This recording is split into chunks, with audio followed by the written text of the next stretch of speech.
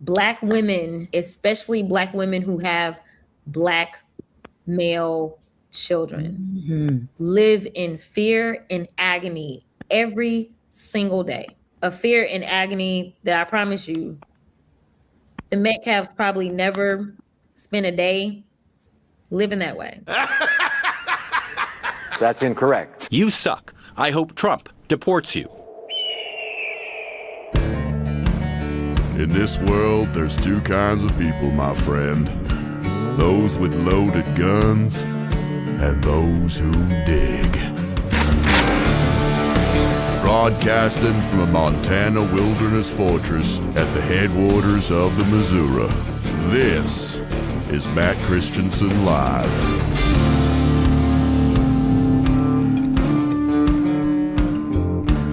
Hello and welcome to the show. This is Matt Christiansen Live, a proud duct tape production for Wednesday, June 10th, 2026. Thank you for tuning in. Back for his monthly appearance, 1 week delayed, is our friend Frank from Quite Frankly. Welcome back, my friend. Saddle up, partner. Ooh, monster voice to start the show. It's good to be here. Good to be seen. Exciting. QuiteFrankly.tv for all things Quite Frankly. Shows weeknights at 7 Eastern is when it's live. In the news for discussion tonight, Frank, we got the Karmelo Anthony conviction and all the reactions to it. Inflation's back up. Markets took a dump today. There were bums on Skidrow in LA who are telling people that somebody came by and paid them to vote Karen Bass and or Nithya Raman in the LA mayor's race, among other selections. It'll be Frank's pick for the first half hour. And at the bottom of the hour, Neo and Turless will join. Yes, Turless, frequent caller Turless, is making his shotgun seat debut tonight. In the second half of the show, we'll take calls, voicemails, emails. If you'd like to call the show live, you can do that through the Discord server, linked in the description. There are instructions and help available on the server for you from producer Tim. If you'd like to leave a voicemail or a text message for the show, the number is in the description. But before we get into all of that, Frank, I just want a Frank update. I know you had a big event with listeners of yours. So first of all, how did that go? And I know baby number 2 is on the way this fall. So how's your family doing? Everything's well. Thank you so much for asking, man. The spring fling that we just had over the weekend was really wonderful. I'm just grateful for it all. There was just so many things to say and too many people to thank for this, but I will just say it was wonderful. And I hope that you and Lil can come out with your little army of children next October or something like that. I'm working on. I already have my jamboree for October 2027 set for October 23rd. Ooh, it's right after my birthday and our anniversary. Oh, well, you know, who the hell knows? If anybody could get me to come to New York State, which I don't think I've ever been, it would be Frank. So we'll talk about it. We will. It's a long time in the future, but everything's fine there. Lauren is just about 19 weeks, and the baby is kicking around. We have not felt the kicking from the outside yet, but she is getting stronger and stronger in there. And me and Aurora and I are always just like, feeling Lauren's belly like it's the Palantir in Lord of the Rings, and we're like, but we can't feel anything just yet. Any day now, I'm sure.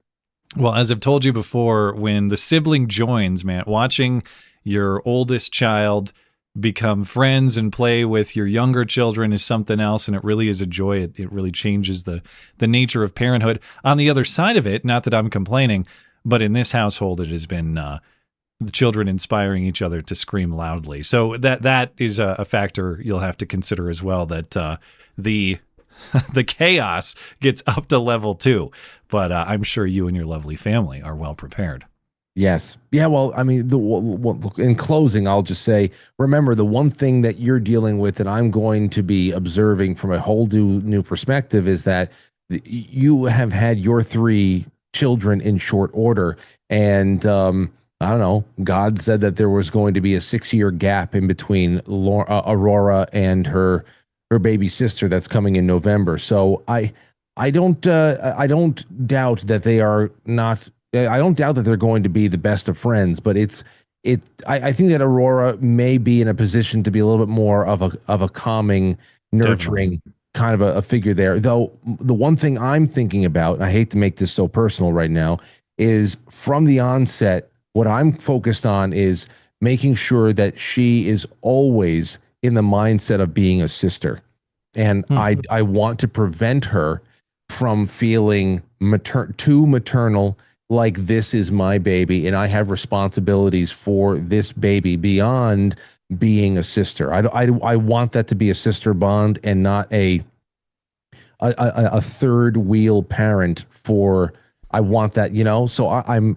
This is something I'm being conscious of from now, because I don't want that bond to be anything other than pure sister love. And that's what I'm thinking. Yeah, that is cool. You're right that you're in a little bit of a different situation, because I know that our oldest boy, he's 4.5, and he's pretty helpful with his younger brothers already. So with Aurora being a little bit older, you get the benefit of that helpfulness. And man, you're thinking like philosophically about all this, and my boys are not quite at the age yet to absorb that level of philosophical thinking. It's more just like they wouldn't have told it and shut up. No, I'm talking about them amongst themselves. It's just gonna be Lord of the Rings. They already got their bond, but I'm trying to see, how do I navigate this gap to neutralize it, make sure she doesn't feel like a parent. That's all. Anyway, but on to No, that's great, man. I'm really happy for you and your family, and I look forward to hearing more about it as the fall nears. But I tell you what, man, you take your pick. I got the most information on the Karmelo Anthony, just the most things to consider, the most clips of absurdity regarding the Karmelo Anthony conviction and all the reactions to it. But we could take whatever you might want to talk about, whether it's that, or we could talk about this Skid Row stuff that I just mentioned, where it looks there. We'll go there, then we'll go to Karmelo. All right, let me pull that up, because, of course, we've talked about the LA mayor's race on this show, just like everybody has, and whether there's fraud there or not, the allegation. So, first of all, let me back up.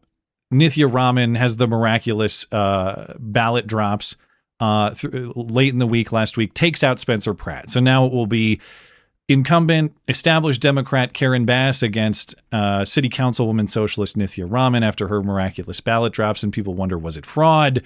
Is there shenanigans?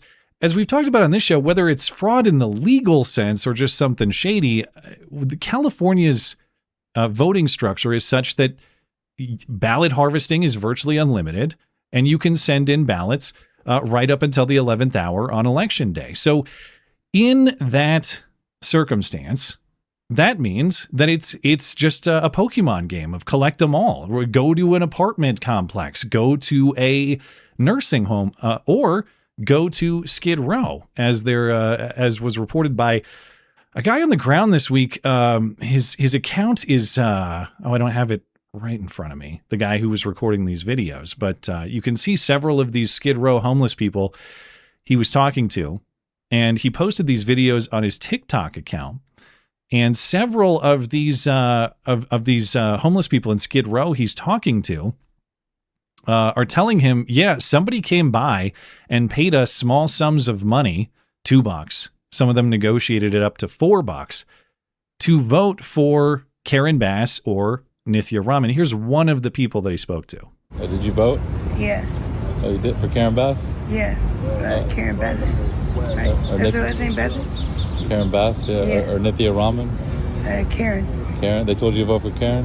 Yeah, they had to sign a little thing. And how much they pay you? It was like $2.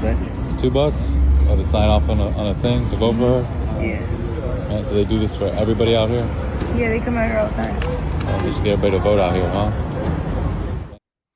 Now, of course, paying someone for a vote would be illegal under California law, and federally if they were federal candidates. But the New York Post was not able to confirm this report. They weren't able to figure out who's supposedly paying and verify that this actually happened. But this guy has several of these bums in Skid Row saying the same thing. So unless he paid them to say that, it does seem odd that there are multiple pieces of testimony here to the same effect. Well, I mean, I guess there's no real paper trail.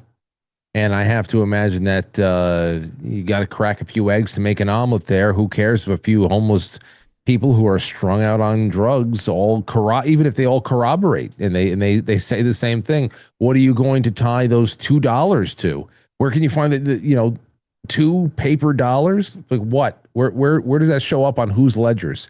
It's like I don't know. I just don't know what the hell. Well, what would a sworn affidavit from a strung out homeless drug addict even mean in a court proceeding? It's just like it's hard for people to comprehend. And you said it yourself, as far as the limitlessness, it's hard for people to comprehend that much of what we see in society as being immoral, absolutely immoral and unethical, is actually 100% legal, especially in places like California, because this has become actually a thriving aspect of California's political culture.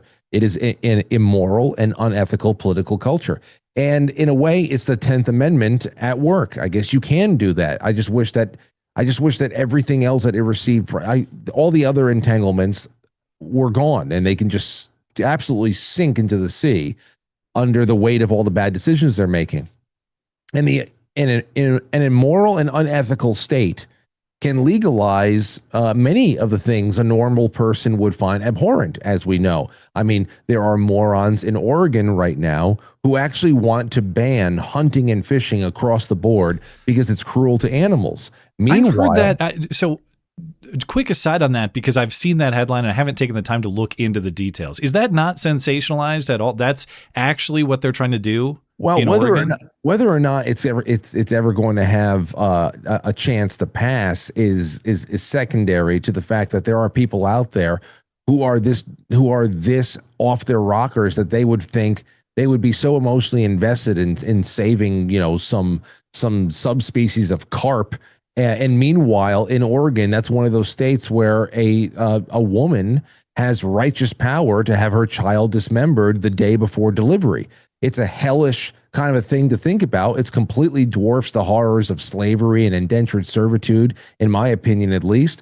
But all of that was legal at one point as well. Now, as far as California goes, again, ballot harvesting is legal in California, whether the voter is homeless or not. In places like California, you can be a member of a political action committee and still be a ballot harvester. I mean, you can't stand in line at a polling station with a MAGA hat on and somebody will tell you that's electioneering, you have to take it off, you have to go home. But the DNC can actually dispatch a small army of people to go door to door or tent to tent, providing ballots, telling people where to leave their marks and where to sign, and then taking it with them like they're trick-or-treating. I remember talking to Rich Barris about that back for the first time in 2018, and I realized back then how serious this was in and of itself, especially since back then Republicans were doing nothing to counter it, which is why they lost for the first time all of those so-called Reagan counties in California and shit like that. But illegible signatures are just fine out there. No ID is required, of course, not even for mail-in, which is ridiculous. It's like half of the country, half of the state over there is mailing in ballots. Why? What do you work on oil rigs or something like that? You're mailing in your fucking ballots. But they can count ballots for weeks because they don't discriminate against ballots without postmarks or anything like that. So they can't throw them away even if they don't have postmarks. Unfortunately, that's just it. The armies, and then, of course, the kicker here is that even armies of dependent, drug-addled homeless people are still considered consenting adults with a vote. That means just as much as you and I, and that can most certainly tip the scales, especially in a contentious race. That's a very unfortunate thing. But it's peak democracy because one party in particular is the beneficiary of all this bullshit. That's why it's peak democracy. All this nonsense benefits one party, and that's why it's okay. The thing I don't get about this particular scam, if this is as these Skidrow homeless people are presenting, that they were paid to vote for either Bass or Raman, is how are the ballots delivered to them? Mail-in ballots usually delivered to a home address, right? So is there someone bringing ballots to them? Is that legal? How are the ballots delivered to them? I have no idea. But I assume homeless people do vote legally in California remotely, as in by mail. So there must be some method. I just don't know what that method is. I don't know either. I have to imagine that some of them are going door to door and actually have ballots with them. blank ballots and just making sure that everybody in the house is voted. Would you like to vote right now? And then, of course, just like what they do, we've seen almost like these Project Veritas hidden camera examples of how people in nursing homes are sort of, like, okay, mark here, here, and here. This is where you would want to mark if you're voting for the Democrat, right over there. And then kind of like get quiet about all the other people on there. Like there are ways to very slowly guide a person around a ballot, especially if they are of limited cognitive means. And that's why they as much as they hate the elderly and they concentrate solely on creating new crazies by invading the nursery schools, when it's time for election time, they will go to the hospices and they will go into the homeless encampments and they will guide people around the ballots and they'll take it with them. I mean, it's just that easy. It's that simple because, of course, it's immoral, it's unethical, but for the most part, it's totally legal. And until there's some kind of a moral high ground that is gained over there, and people ascend, it's just what do you do? I often wonder what can be done from the federal standpoint because all the states are supposed to provide a Republican form of government, and that's not an election. You say, well, the other side can do it too. It's like, but that's not a fucking election.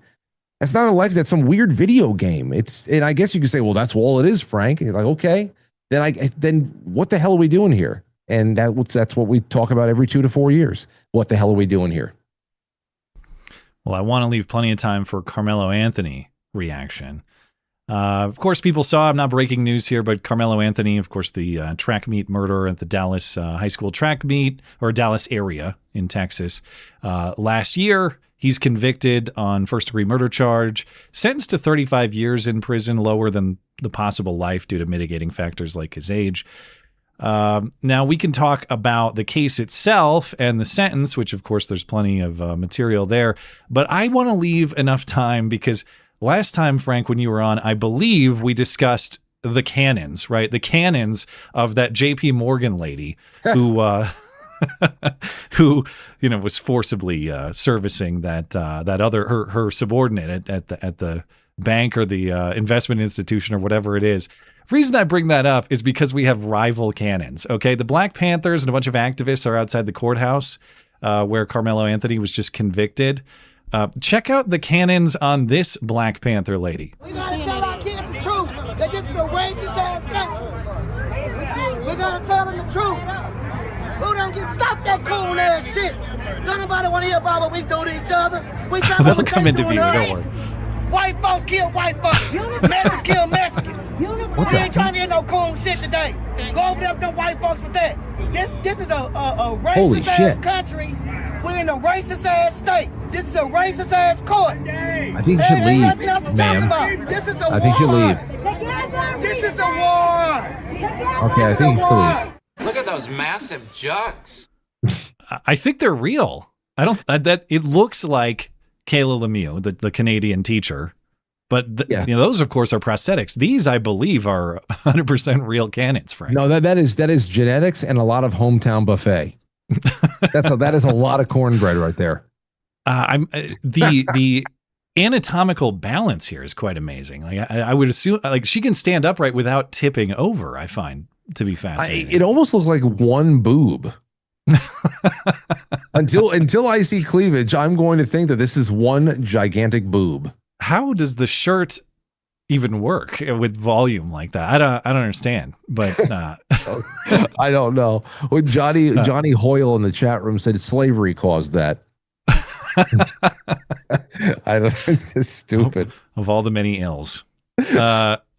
All right, I got like a million clips of Karmelo reactions. We could go through some of those, or if you want to just talk about the Karmelo Anthony case generally, what do you want to do? No, listen. The case is open. The case is open and shut for people of who are sane, black, white, and whatever. And what we're going to be served up right now are some very disturbing media, authentic and disturbing media that reflects the mindset of an unacceptably large subset of people. It's unacceptable, and it's something that has been just beaten into the culture by our own government. The same kind of mindset that is creating social discord over there in Europe by way of massive migration. We have that here to some degree, but it's no matter how much of this is going to be the loudest, squeakiest, most crazy wheels, it is still something that needs to be contemplated, that this is a reason why people out of self-preservation need to get their heads out of their asses about this is not a I don't know, just some kind of a harmless rivalry. This is not the Kings of Comedy where everybody's doing black and white jokes and it's like, where it's like a point system. There is a real bloodlust that has been nurtured into people, especially over the last 10 years or so. And I saw this video of a guy. What the hell was it? It was a black man who was on a bike. He rode right up to a white guy who was sitting down on the like near a bus stop or something. I saw this earlier today. Yeah. He accused the guy. Then you know it. Yeah. He accuses the guy. I have the video over here if you want to put it up. He accuses the guy of being on the jury that convicted what? Are you able to play that on your end? I could put it up if you can play it. Otherwise, if you can send it to me, I might be able to pull it up here. But how can I do this? Well, wait a second. Wait. You keep going. I bet I can find it. I think I know. Here, look at me. Look, I've done it. Yeah. Okay. Exactly. Can you get me the sound on that? Yes. Hold on one second. Let me get to the beginning. Let me unmute. Let me put this up here.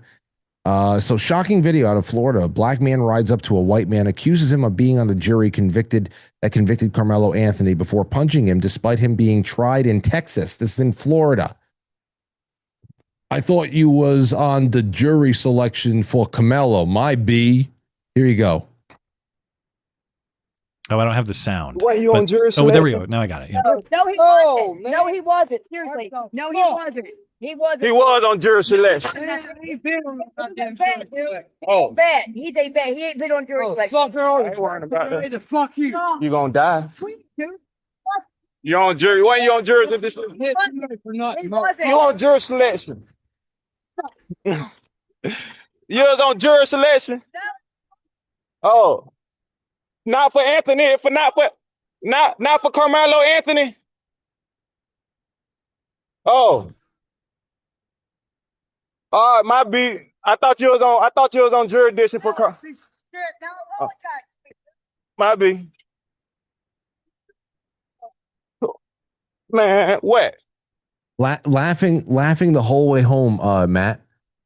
This is in Florida. The trial was in Texas, and all I kept saying to myself was, thank God there was no black people on the jury, because the defense would be looking for one of these blacks to be on the jury, for just to know that they would be there to do one thing only, and that is to mindlessly hang the jury to make sure that no conviction came from what is an obvious first-degree murder charge. And that's all because I tell you, if there were 3 blacks in that jury who see this for what it is, and there are plenty of moral, decent black Americans out there who see this trial for exactly what it is, who know the type of kid Karmelo Anthony is and the kind of people who are outside of that courthouse, the things that they're saying and how abhorrent they are. If there were 3 decent black Americans on that jury and they delivered a guilty verdict, then there are people out there who would want to kill those black people too for being coons, for being race traitors. Like this is something that can't be ignored anymore. It just can't be ignored. It's you can't. I don't know, when you've got rabid squirrels living in your attic, what do? You let them stay there? You try not to bother them? Like, what do you do? You know, the real twist in that clip, Frank, that guy also voted for Karen Bass for $2. And what are the odds you think that bike he was riding was actually his? Oh, God. No, yeah, I don't know. Maybe it might be a hand-me-down, Matt. He didn't just punch a guy. He also stole a bike. I think it's pretty conclusive based on the video. But yeah, now I've seen conflicting information. I've seen people saying the jury was all white. I know it was no black people, but do we know for sure it was all white or not? Or were there other racial minorities? I haven't seen conclusive information yet. There was mostly women. It was mostly women. There was white women. There was Hispanics. There was one woman in a hijab. I forgot what else. So it was diverse in some other kind of a way, if you want to talk in the shallow way that we talk about diversity these days. But yeah, I don't know what kind of level of bias excluded whatever black people were selected for the trial at first, that not one of them was there. But honestly, I believe there was commentary from the jurors that said I would not be able to, or I would not convict, a black man or a black minor, however they phrased it in this case. But yeah, I thought there was some prospective jury commentary to that effect. I saw one or two, but I didn't know how across the board the bias was. I did see that reported that at least one or two people were very forthright about how they would never be able to say guilty for a person with black skin, even though this is, the evidence, if you just kept your eyes closed and just heard the evidence without knowing who anybody was, they're guilty. It's nuts. I mean, even the defense's own witnesses were talking about the level of aggression that Karmelo Anthony was operating with, and he never usually carried a knife, so he was looking to plunge it into somebody that day. It's just ridiculous. And I know the appeal was already filed, so yeah, we're gonna have to deal with that shit now. Now, you ask, what are we supposed to do? How do we handle this? It's interesting because one of these screechers outside the courthouse asked exactly that. What are we supposed to do? As though, I guess, living in a world where you can't stab people for asking you to leave a place where you don't belong is unlivable somehow. But what this that was the wrong one. It's this one right here. I mean, this is... No, that's also the wrong one. Let me try again. I swear I got it somewhere. Her. It was her. Yeah, no, it is her. I have it queued up. Where the hell is it? It must be this one. What do you want us to do? There we go. What do you want us to do at this point? What? I'm lost for it. I don't know what to do. I got 5 boys. I don't know what. I ain't got nothing to tell them no more. You can't walk away no more. Rest in peace, Trayvon Martin. Just Trayvon name drop for some reason. Yeah. I have a couple of things. I have a suggestion. Number one, it's a Tuesday afternoon. You got 5 boys to feed. Why are you not working? That's number one. Go to work. Number two, what do you tell your boys? Don't murder people. It's a good starting point. Start right there. Murder is not going to pay. Murdering somebody is not going. It does not pay. Does not in the least. Don't murder. Have you seen? We're about out of time, so I won't play the clips, but. Of the mitigating factors, or people trying to explain why this isn't murder as convicted or first-degree murder. Jasmine Crockett, there was even commentary on Court TV, and I'm not an avid Court TV viewer, but what I have watched I've found to be pretty fair. I've not found them to be insanely slanted, but there was one analyst on there yesterday. But they're talking about the size of the blade, because apparently this was like your standard pocket knife or multi-tool. It's like a 3.5-inch blade that flips out. And Jasmine Crockett, outgoing congresswoman, and this analyst on Court TV are talking about, well, it's such a small blade. Jasmine Crockett asked, does that even count as a deadly weapon? Well, ma'am, if it's a weapon used to deadly effect, by definition, it is a deadly weapon. But I don't care if it's a toothpick to the jugular. If it causes the death of the person, what are we even talking about here? I don't care if you use your bare hands to strangle him to death. It's still murder. But for some reason, the size of the weapon has become a point of fixation for some of the people who are advocating for lenience for Karmelo Anthony. Yeah. Yeah. Well, I mean, there are so many micro evasions on the subject. The internet is full, and just always remember, guys and gals, how many people show up to these things that are paid? Obviously, you just need to pay a few, and it's just moths to a flame. That was the 2020 factor as well, when everybody was out, doing their thing. Oh, excuse all the lights over here. Everybody was doing their thing. You only needed one squirrely little white kid in a ski mask to show up and throw the first brick through the front window of Target, and then everybody else did it. Like you just have to. Everybody is just in that mindset. You have to just trigger them. What is that spark that lights the that ignites the thing. So there is that. The internet, it's a view into the mind of many, many disaffected, crazy, unhinged people, no doubt, but it is also a trap, a perception trap, and it's not real. It's no realer than most of the things that you see on television, even less than what you see on television at times, just because who the hell is running these accounts most of the time and all that stuff.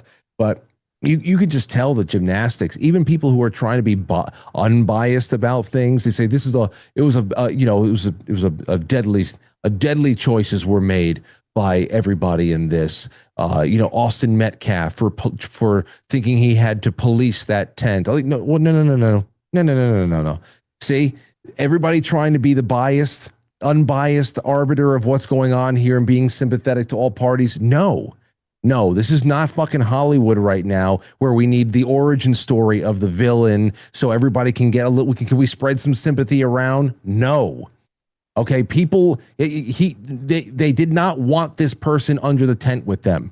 That should be okay to express that to anybody. They certainly people are fine, especially when you're race swapping. Everybody is fine with saying who doesn't belong in what safe space. Not that it was a racial safe space. They just, obviously, there was an issue here. They want him under the tent. It wasn't policing. And in that respect, you should have, some kind of social awareness to say, I'm not wanted here. And what is it worth for me to be here and to escalate this? I'm going to leave and fuck these guys. That's what a mature Karmelo Anthony would have done. Instead, he plunged a knife into somebody's chest and ended their lives at 17. There is no sympathy to be spread around here. None. And anybody who tries to play this like, this tortured genius who has to sit around and kind of go through the nuances of this trial to see where everybody owns a little responsibility, fuck those people too. That's all I have to say. Well, lights out means it's time for Frank to go, but that is my guest, Frank, from Quite Frankly. QuiteFrankly.tv is where you find the show. It's live weeknights at 7 Eastern. Frank, is there anything else you'd like to promote before you're out of here? No, I just say everybody in the chat room, support Matt, join his Patreon, join whatever the hell he has going on. If you're not at least... It's mattis.gay. I was banned on Patreon, or I voluntarily left. Matt is not gay. Mattis.gay. Yeah, join the MC Club. What's the lowest people can join for? $1, of course. What do you think I am? A man of luxury? Join. Guys, come on. You have no clue how hard it is for somebody in Matt's position, because I'm in it as well, to do all the work that he does. It's out of love. Pledge $5 to this man. He's going to pay it back in spades. I promise you that. So join. Thank you, everybody, and thank you for having me here. Well, you're a good man, Frank, and if you enjoy this show, I trust you'll enjoy Frank's as well. I encourage you to go to QuiteFrankly.tv, check out the show, and do exactly the same. Support Frank as well, because I've dealt with, as I've said many times, I've dealt with many people in this arena. Frank is one of, if not the only, who is the same guy off the air as he is on, and I appreciate that very much. Thank you, sir. I'll see you later. All right, there he goes. QuiteFrankly.tv for all things Quite Frankly. I'm going to go get Neo and Turless making his debut. This is very exciting. We had a few more news items to get through before the top of the hour. We'll get into your calls, your emails, your voicemails, and all of that. I will be right back. Stand back and stand by.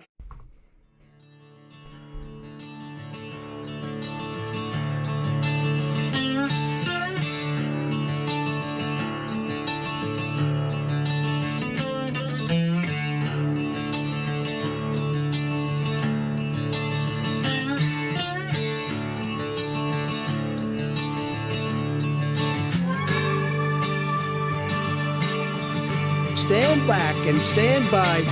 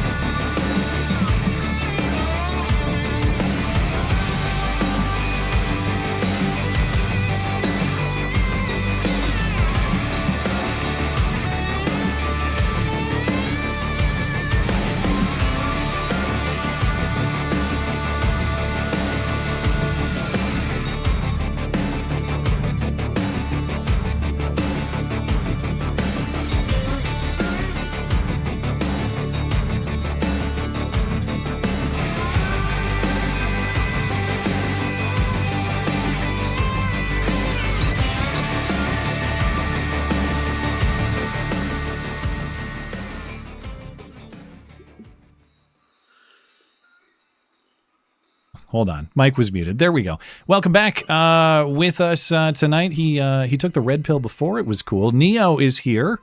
Welcome back, Neo. Neo? All I got is a little bit of noise off you. All right. You got me? Can you hear me? Yeah, we hear you. Okay, there you go. Well, welcome back, Neo. Good to see you. Good as always. And I have a mysterious bearded cowboy who goes by the name Turless. And people who listen to this Wednesday production frequently will recognize the voice of a frequent caller. So, Turless, thanks for joining.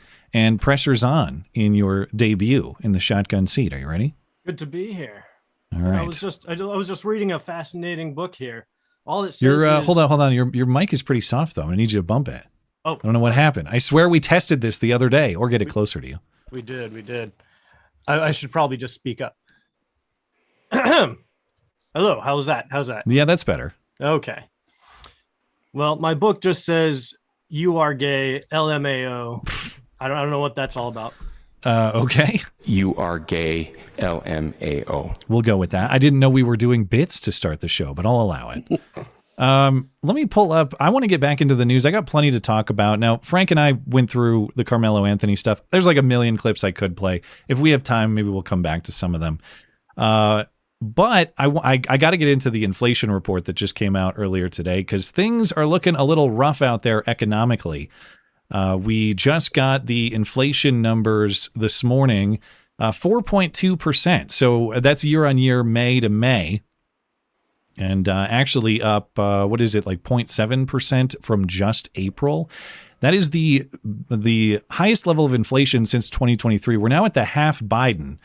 And unfortunately, wages are not keeping up with inflation either. We have real earnings, so inflation-adjusted earnings down 0.2% in May, down 0.7% from a year ago. So obviously all of this connected to oil prices and the war in Iran or the not war, depending on what your perspective on the war is, and to a lesser extent or to some extent, the tariffs and all of the ongoing trade war stuff as well. So there's the inflation, which is a big reason why Trump was elected in the first place, was to get control of this as it went crazy under Biden. But man, like normally, Trump says weird stuff and I understand what Trump means. And sometimes it's taken out of context and sometimes he just misspeaks. But see this morning he was asked about inflation and he said in part, I love the inflation. Here was the president earlier today.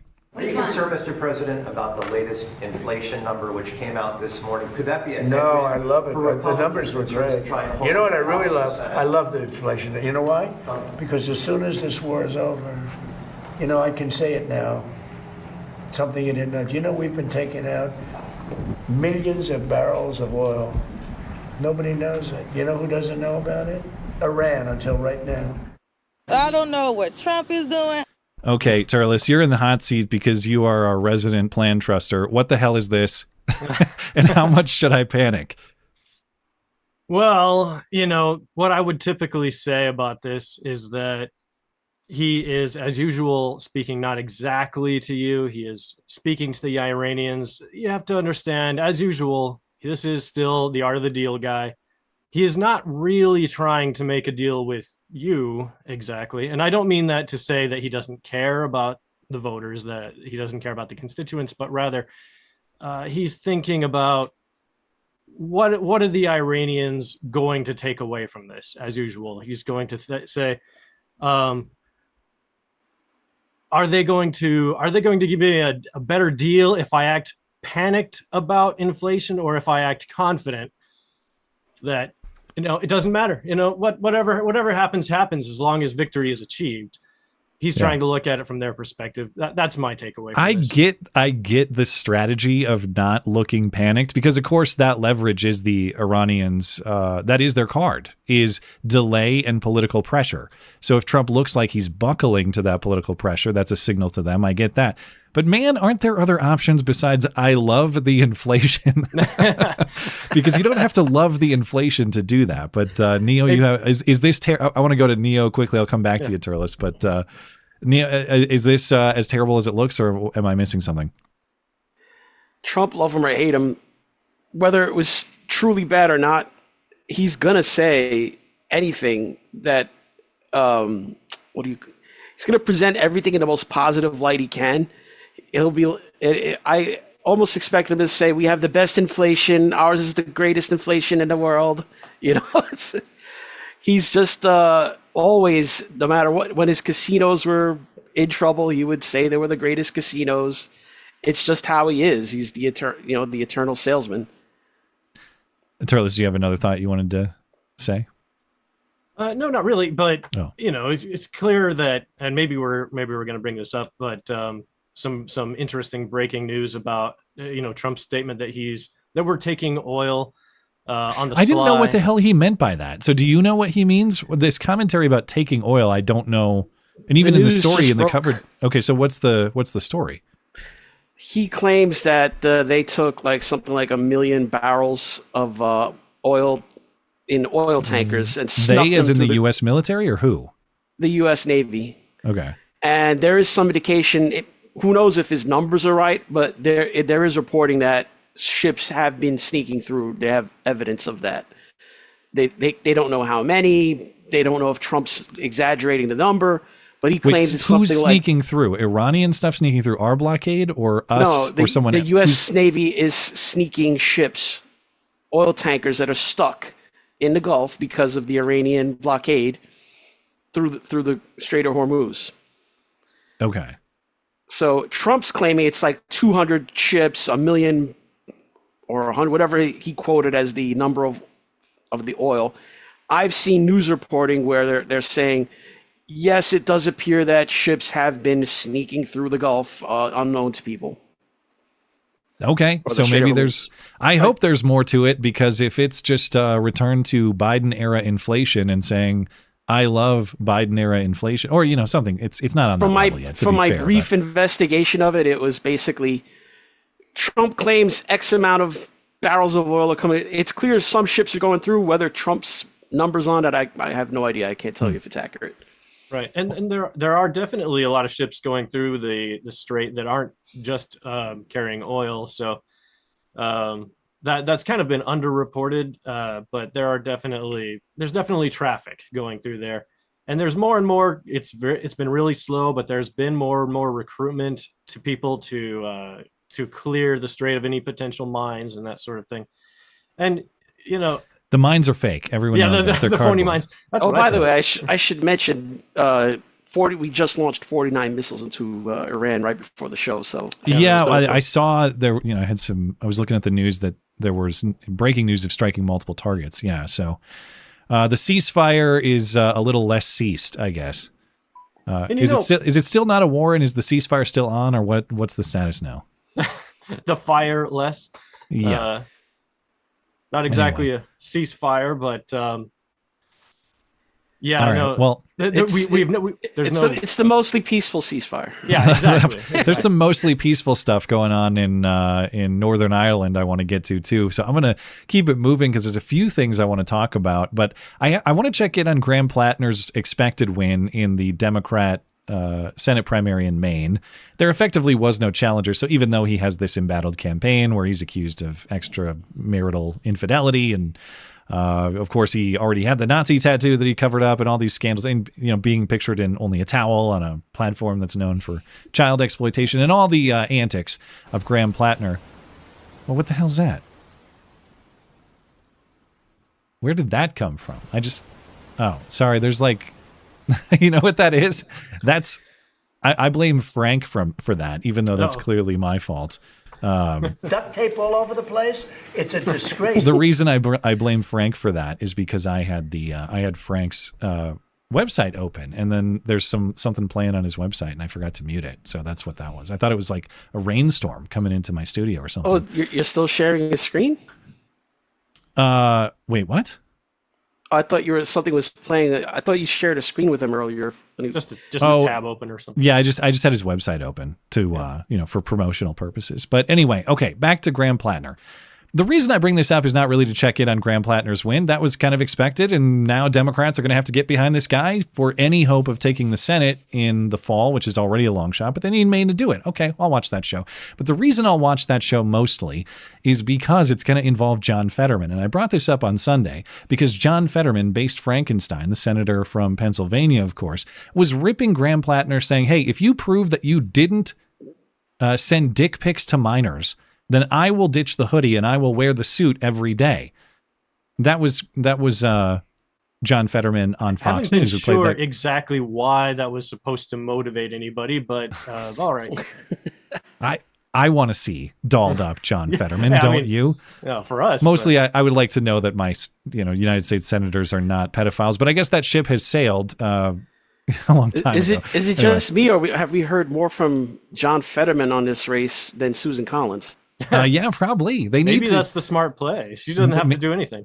Susan needs to deploy John to handle her campaigning for her. Anyway, the reason I bring this back up, this clip is actually from last week. I grabbed the wrong clip. Not that there was anything wrong with the one with Kayleigh McEnany on Fox News. It's plenty funny on its own. But I didn't see this one, which is even funnier. The funniest Fetterman clip of the week on the same topic.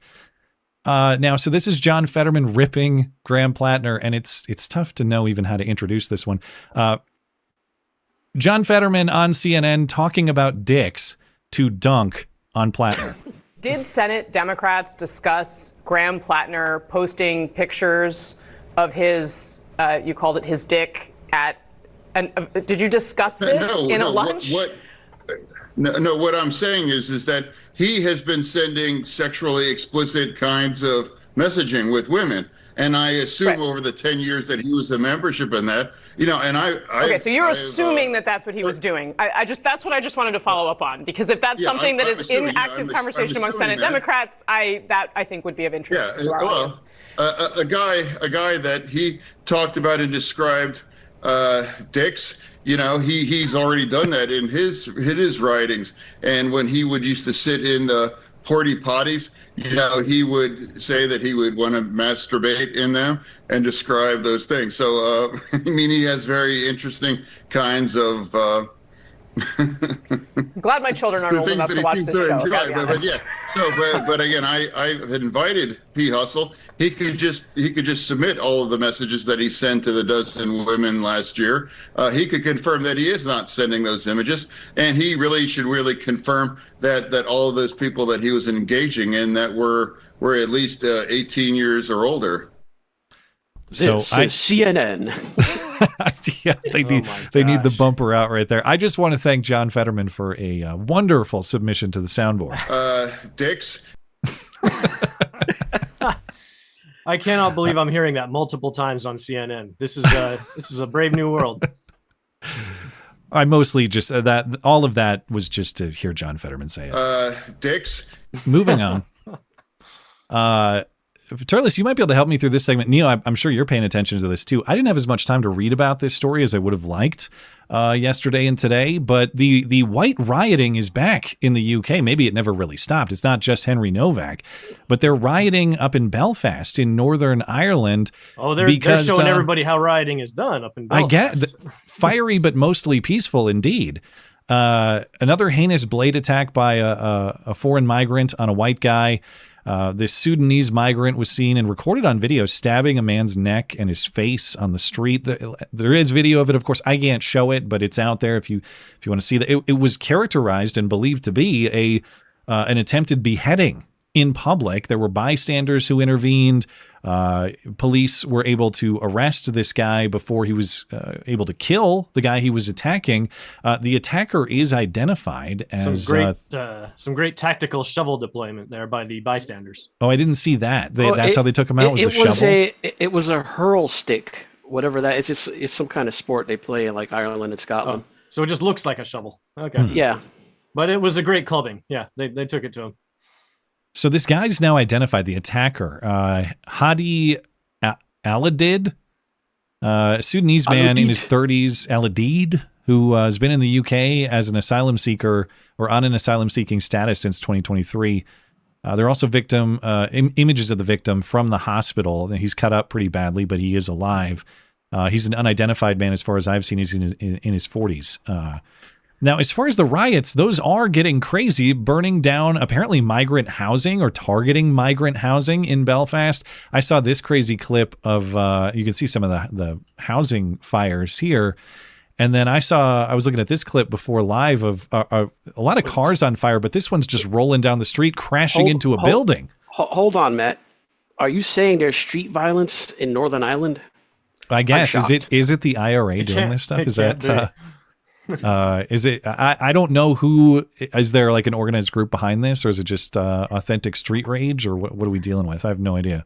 I have seen in the past, last year or so, there are like I don't want to say that like an ISIS type video where you see masked balaclavaed Irish people, and you could tell these are young men, and they are reading messaging, basically saying that they're against mass migration and that if the government doesn't stop, they're not going to like how it goes. Clearly, this is starting to happen.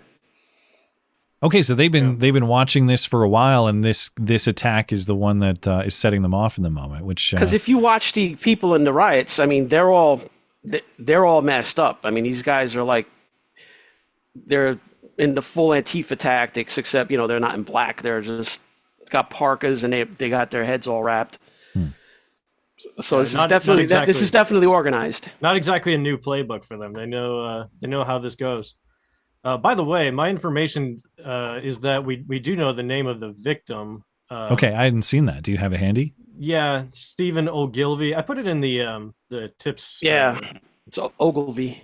And I think you had said that this guy has some relationship to these refugees or asylum seekers or whatever this guy's status was. The reporting that I saw said that he had actually been helping them with their move-in days earlier.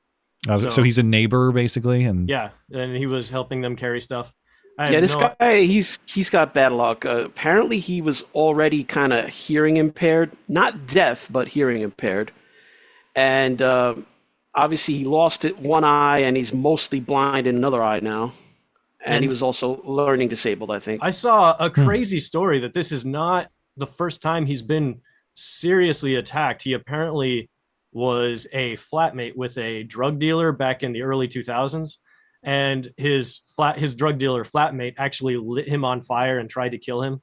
And, drugged him and lit him on fire. Yeah, drugged him, lit him on fire. This guy should have moved a while ago, it sounds like. Well, that was in a different place altogether. Oh, he is just totally unlucky. He went back to Belfast after that.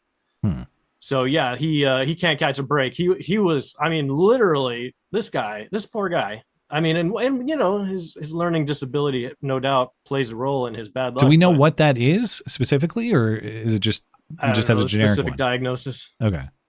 Is it something is he disabled, or is he just kind of a guy with like a low form of autism or something? Yeah, it's something like that. Slow learner, something like that. Apparently a slow learner because he's got bad things happening to him all the time. I shouldn't joke about this guy actually, because he was basically murdered on the street, and that sucks. Yeah. So he's deserving of some sympathy. Anyway. Yeah, it's terrible. I mean, I feel terrible for him. I mean, and the guy, he flew to Paris, then he flies from Paris to, was it Dublin or Belfast, or the one that's not in Northern Ireland. I got some weird clicking coming off your mic. Do you have that, Turless? It's like popping or something. My mic or Neo's mic? Neo's mic. Oh yeah. Let me try moving it. Yeah, maybe it's placement or maybe it's connection. I don't know. Well, the thing is, he's from Sudan, and he's gone through like how many countries to get there? This refugee stuff is out of control because these people are just hopping around until they find like the best welfare deal they can find. That mic is getting goofy on me. Maybe try hopping out of the call and back in real quick. Can you do that? All right. We're gonna take a quick break. I'll come right back. Stand back and stand by.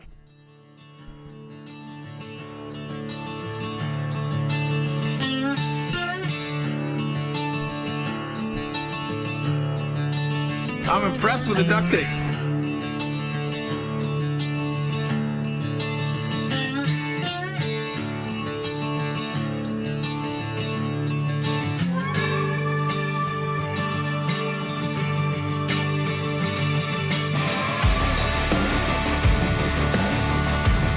tape all over the place. It's a disgrace.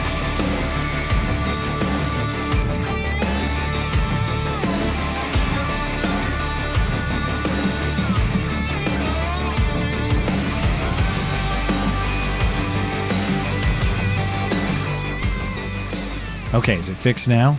Okay, how's that? That's better. Yeah, maybe it's a connection thing. I don't know. Anyway, okay. So, you guys have any other thoughts on the Belfast attack before we consider another item, and then we'll get into some calls? It's just the latest excuse they're using to go after banning X and Elon Musk from talking. And is that an angle they're taking? The problem is we need to restrict the speech on the internet. The problem is that you were able to see the video of the attempted beheading. Of course. Okay. I suppose we should clutch our pearls at least once. Don't burn houses down. Tut tut. Please don't. Well, it sounds like they are not indiscriminately doing it. That's true. It's very no. focused, Of course you don't. Of course you don't attack uninvolved people. But it's like we talked about with the Henry Novak case. Okay. Yes, it's wrong to attack uninvolved people and commit crimes against them. However, it's also very wrong for your government to be allowing in hordes of people from foreign countries to make you a minority in your own country. That's a big problem too. And the political solution is the preferred solution. I think the question for much of the West, including our own country, how viable is the political solution? We're just talking about the vote in LA and the bums on Skid Row saying they were paid to vote. I'm not saying that's the entire country, but I am saying whatever you think of fraud, rigged elections, all that, if you think that everything is squeaky clean and there are not efforts among the powers that be to maintain their power through questionable means that may or may not be legal, you're kidding yourself. These people are not loyal to the Constitution, to the rule of law above their own power. They're loyal to their own power. And that's a problem that is true in Europe, and it's true here. Oh, yeah. And I think I'm still mostly a believer in the political solutions. And that has a lot to do with the fact that we don't really have much of a choice. But at the same time, I have been wondering ever since Brexit, really. All right. Even when the people get together, the whole country comes together and say, I want A, and the government still gives you B, it does give you some pause. Yeah, we've had a lot of that lately. Okay, last thing I want to say before the top of the hour. It is, of course, Pride Month, and we're all hoping for the rainbow to tone it down a little bit. One way of interpreting this is that maybe even the gays have had enough. The Gay Men's Chorus of Los Angeles is rehearsing songs for their performance at the Declarations of Independence event at the end of the month. And they are here to declare through a Twisted Sister song, Twisted Sister rendition, the classic, they aren't going to take it. We're not gonna take it. No, we ain't gonna take it. We're not gonna take it anymore. Oh, that guy in the pink shirt up front is absolutely going to take it. This is the same choir that was going for your children, right? That was the San Francisco Gay Men's Choir, but yeah, close. I mean, kindred spirits. They're probably guys in both clubs, I would think. But yes, as the narrator responds, or as the narrator observes, Turless, they were, in fact, going to take it. I want some facts! What are they going to take? Dicks. Bingo. Okay. I can't believe, among the many seemingly non-self-aware things that happened lately, a gay men's choir singing "We're Not Gonna Take It." Of all the songs you could pick, "We're Not Gonna Take It" during okay, all right. Yeah, you can't be mad at the jokes if you're doing this. You're asking for them. Anyway, okay. Anything else you guys want to mention before we get into some calls? No, let's do it. All right. Did you guys mute each other in the Discord server? We'll have to do that. And I need you, Turless, to hop into the live room. Are you able to do that? Oh, yeah. There we go. 1 second. Oh, geez. We'll get him in there. Tab management. Oh, you use the web browser? There we go. No. Okay. You need to install the software. I have a smallish monitor. That's all. All right. Well, let's. But I have Neo muted now. So there we go. Okay, cool. Yeah, you guys are good to go. Let's talk to Golden Leaf first. Golden Leaf, are you there? Yes, I am. How are you doing? We are well. What's on your mind, sir? All right. Little fast-paced run. Number one, Karmelo Anthony. Were you guys expecting that guilty plea, or do you think that the lesser charge was going to go through? The guilty verdict, rather? The conviction, but yeah. Yeah, the conviction. Instead of first-degree murder, I think it was like manslaughter or something. If they wanted to go down towards not first-degree, but towards manslaughter. I'm not surprised by the verdict at all. Yeah. It seems perfectly sensible given the facts and given the way that the case was apparently presented. It doesn't sound like the defense put up much of a fight. Yeah, if you were following the way both the prosecution and the defense went, it's like that would be awfully strange if the jury came to some other conclusion.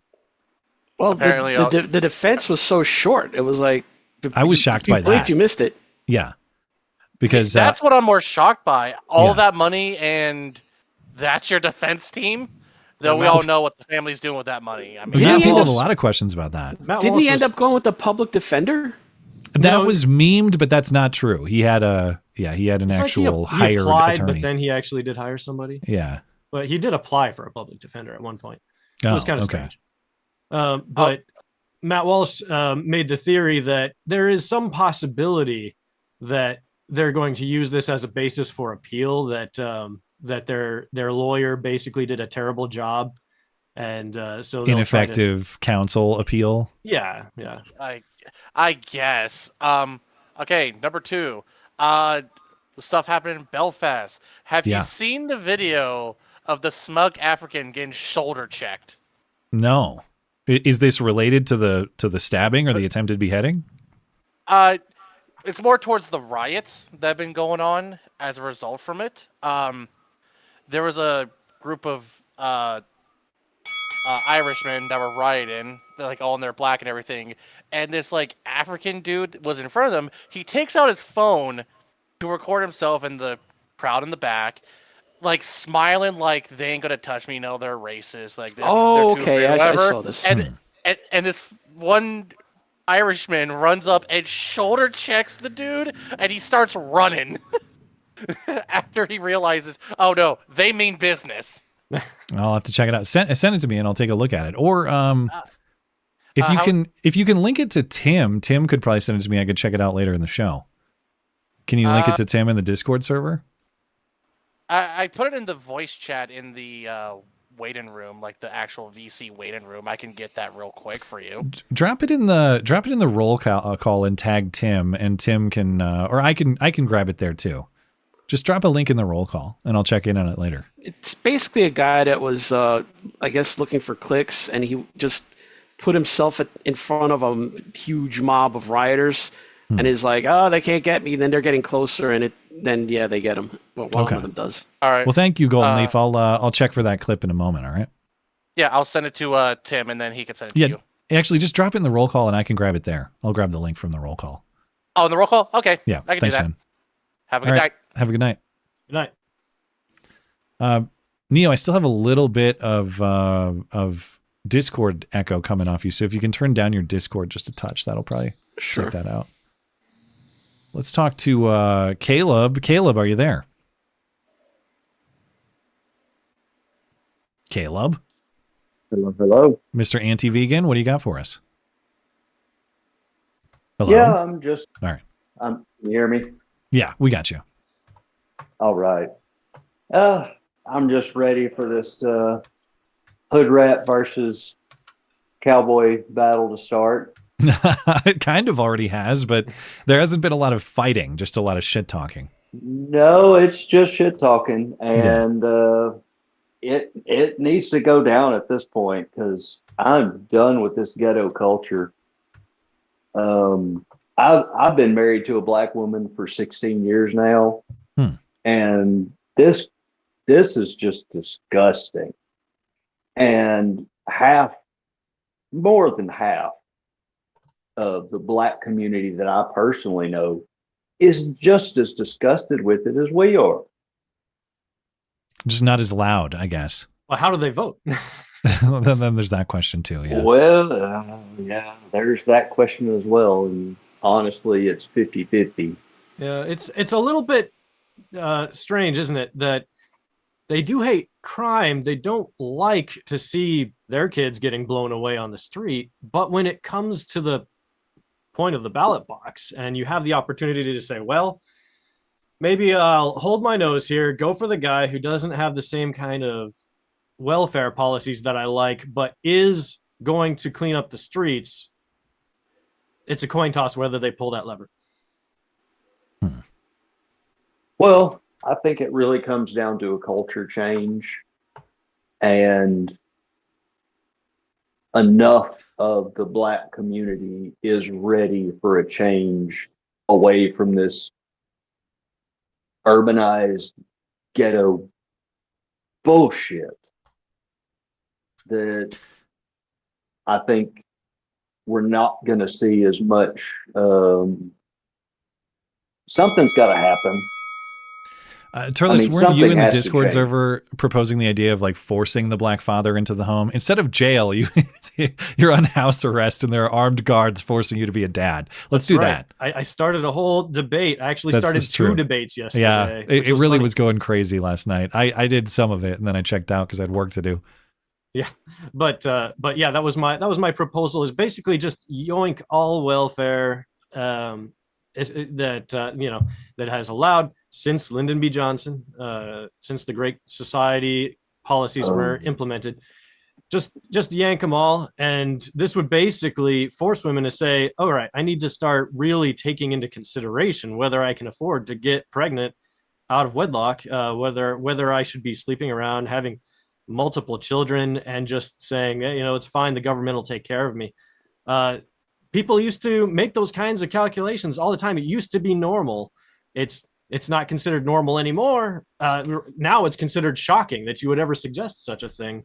Yeah. So obviously I disavow my own statement just in case, but that's the Charlie Kirk thing that they always use to try to claim that he hates Black people. The comment when he said they were better off under Jim Crow. Right. Or that they always take out of context. He meant obviously that the Black family was intact. They didn't, they weren't dependent on welfare because, quite frankly, they weren't going to get any. So it kind of forced them to have like family values and stronger communities. Yeah, exactly. But that requires a cultural change. And now, if you look at Black culture, what's the top of Black culture is degenerate rap. Well, yeah. And don't forget the twerking. NBA. Oh, also twerking. Yeah, you're right. No, NBA doesn't even come close to degenerate rap and twerking. Twerking is an industry now? Probably is. Well, it is preferred entertainment at the teen takeovers, though. Well, yeah, I won't dispute that point. That there are pockets of the culture that are out there teaching even young children to behave that way. Yeah. Sadly, you know where you see it now is these graduations where when they throw the caps in the air, you'll have people getting degrees that are twerking. Who may include even Karmelo Anthony, He did. Didn't they allow him to graduate? Wasn't that a thing? Okay. Yes. Okay. Well, Caleb, you want last word before I let you out of here? Oh, Christian nationalism all the way. Okay. All right. Well, the status quo is unacceptable, so I'm not going to pick a fight with you on that one. Thank you, man. God bless. Good night. God bless indeed. All right. Lobstersaurus, new caller. Lobstersaurus. Thanks for calling in. Hello. What do you got for us? And thanks for calling in. Love to see new caller. Thank you. Do I sound okay? Yeah, loud and clear. Okay. So my biggest concern is with the Karmelo Anthony debacle that we're dealing with right now. Like, obviously, he's going to end up pleading it down to manslaughter instead of going with 35 years, sure. But my thing is that we're looking at a similar situation with the OJ jurors, where they were all just like, yeah, whatever, I'm still going to vote him not guilty. And a lot of the community that at least has been shown recently on social media and regular media has had a similar mindset. Are you worried about that? And here's my bigger concern is, are we to the point where that's going to start happening on our side as well, where white people are going to start being like, well, fuck it, he's white. So, oh, excuse me, I'm sorry, I didn't mean to swear. You can say anything and everything in this show, except for you just can't say chimp out. That's the one rule. You're right, it's an orangutan, right? Yes, correct. But yeah, sorry, long-winded, but yeah. Thank you for being polite. Worried because I'm worried about the tribalism that we're looking at with with jurors. Long-winded. You're so courteous because you haven't even used half your time, so we can consider your thoughts. Or trying to embarrass me. And now to Turless for a book recommendation. Yeah. Speaking of long-winded, all right.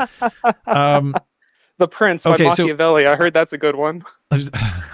Yeah, indeed. I should ask Neo for his thoughts on Machiavellian philosophy. I assume he's a fan. I don't know, but I'm not sure. Okay, I'm not sure it applied today quite as well, but yeah, it's some good ideas. Well, you don't want to sequester a bunch of city-states? Sounds kind of cool. I don't know. It's been a long. I read The Prince in college. It's been a very long time. I hardly remember anything about it. But okay, I'm actually a little bit confused by the question though. So, are you asking? Are we worried about tribalism in what phase of Karmelo Anthony? Because we're beyond the jury verdict now, and the tribalism I don't think played a part in this jury verdict at least. But are you worried it's going to play a part in the future, or yes. just tribalism in future trials that aren't Karmelo Anthony? Yeah, so it didn't play a part in this one specifically, although it can be argued that it did play a part in the O.J. Simpson trial. Oh, it 100% did. Yeah. Everybody that you see whenever they're interviewing people on the street about it, they're like, yeah, I would have voted him not guilty. Those tribalists, yeah, the people out on the sidewalk. Exactly. So yeah, we're in a different situation, and they would have just voted this guy not guilty because he's black and they're black, or vice versa. If it's a bunch of white people and they're like, whatever, he's white, I'm white, I'm going to vote him not guilty. Yeah, I mean, of course, the stuff I see on the sidewalks outside the courthouse is very worrisome because they're saying exactly what you're talking about, which is, I don't care about the facts of the case. I don't care about the moral or legal principles. I just care that he's black. And because he's black, he's part of our group victim identity. The system is out to oppress him. Therefore, because of that group identity, he deserves to be acquitted. And the question is, to what extent are those just are those crazies on the sidewalk? Are they representative? Are they a very loud minority? There are too many of them, even if they are not anything close to a majority. And we do know that that has already happened. In the OJ case, you had a couple of the jurors just come out and admit that that's what they did. Yeah. After the fact. Yeah. And I don't want. If you look at the statistics, poll after poll shows, yes, a lot of racial solidarity comes into play with non-white jurors, especially black ones. That's not an attack. That's not a personal opinion. That's just what the data shows. I actually saw yesterday on the news, I wish I remember the channel, where the guy showed the data. They actually study this. I mean, I'm not surprised. Of all the ethnicities, the only demographic that has aberrationally different voting when it's in-group versus out-group is black. Hispanic, white, Asians are almost identical in terms of in-group, out-group. But blacks, it's like 75% of the time they will convict a white defendant, and only 20-something% of the time will they convict a black defendant. And to Caleb's point, I think that's because partially of a culture that they've been brought up in that insists they have to think that way because everybody's out to get them and has been for hundreds of years. That's one of those founding myths, that really dominates the culture.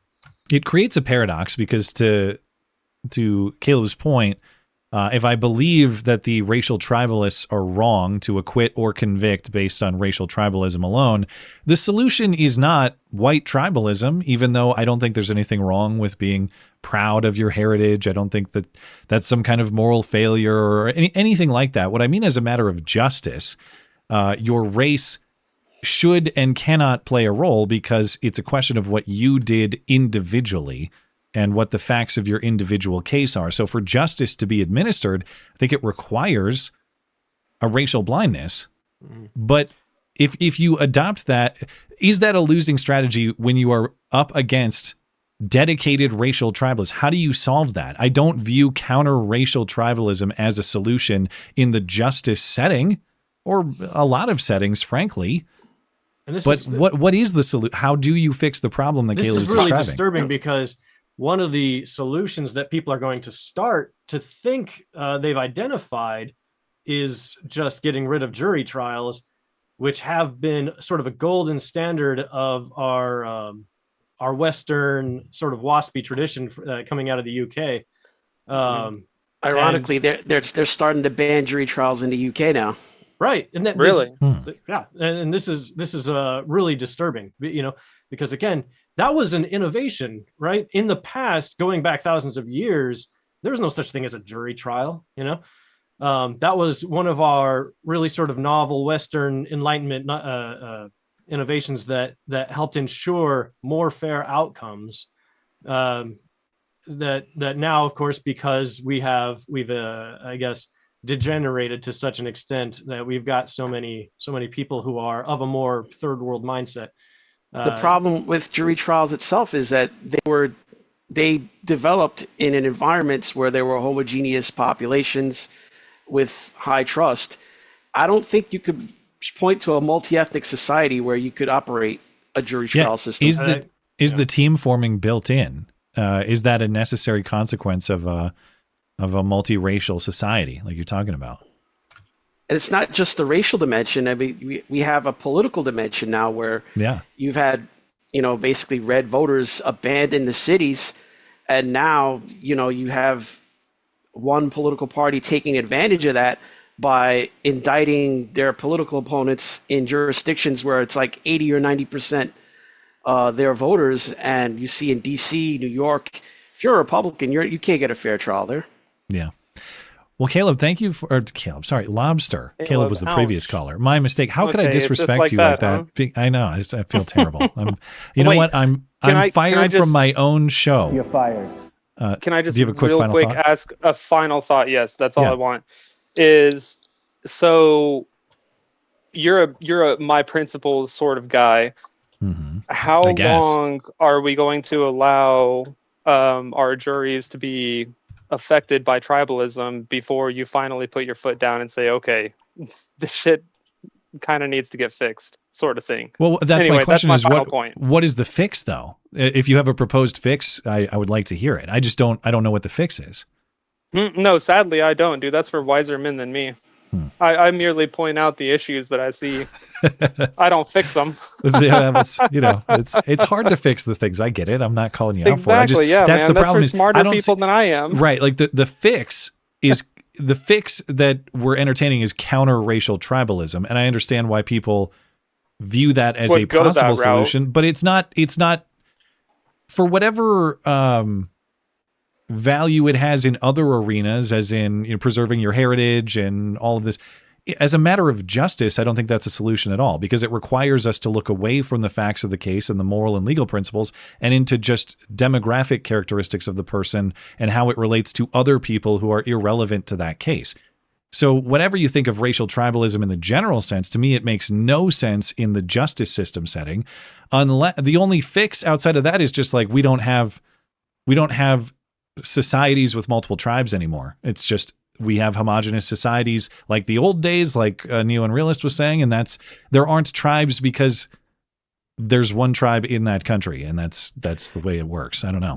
The only successful multi-ethnic societies that we know of is the rare exceptions like Singapore, where they use dictatorial force until almost totalitarian power to hold it together. Right. That's what we've been doing wrong. Pretty harsh punishment for crime and that sort of thing. Thank you, Lobster. And again, my apologies. Thank you I will, so much, I will and not again, I disrespect you apologize. next time. Yeah, don't Thank you call for me- your courtesy. Don't mess up my name again. Unless your name is actually Caleb, in which case that would be very convenient for me, but I don't think it is. Sneaky. All right. Thanks, man. Bye-bye. Appreciate it.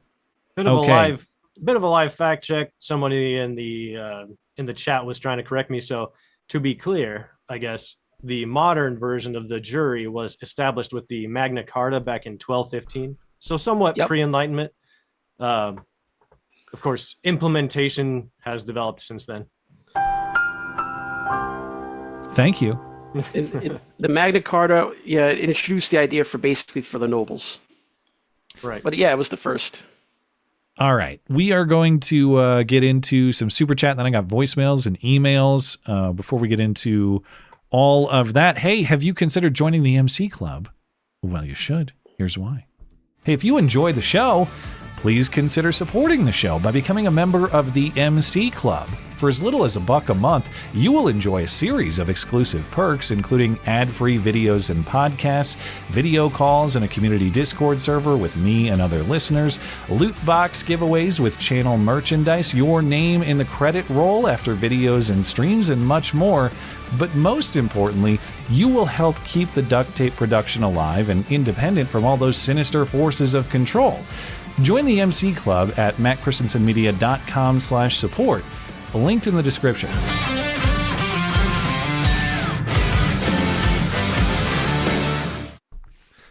Okay, a few super chats here over on YouTube and Tippy. Ooga Booga Lou. Little Mello will be starring in the upcoming movie 35 Years a Gay. Oh, no. You know what that one's like, right, Matt? I want some butts! I don't know if I know what that movie's like, but I appreciate. I've not seen them. What's the actual movie? However many years a slave? I never saw that one. Yeah, 30 Years a Slave. Something. 30 Years a Slave. 35 Years a Gay. That's they have him in solitary right now. I read. Yeah. So I don't know how many gay opportunities he'll have, but we'll see. Why? I didn't hear that. Is he misbehaving in prison already? I don't know. Or maybe they just figure because of the high profile nature, he might be targeted or something. I seriously doubt they're going to toss him into general population right away. He is a young man. Or no, he's 19 now, though, right? He was 17 when it happened, but he's 19 now. Yeah. Okay. Thank you, Ooga Boogaloo. Injured Guardian. There's a Charlie Utter sounder for the ballots. Oh, I need to go back and look. I assume that's from Deadwood. Charlie Utter being a historic figure, but in the Deadwood show. Now, Turless, you look like you lived in Deadwood in the 1870s, but maybe not. Have you seen Deadwood?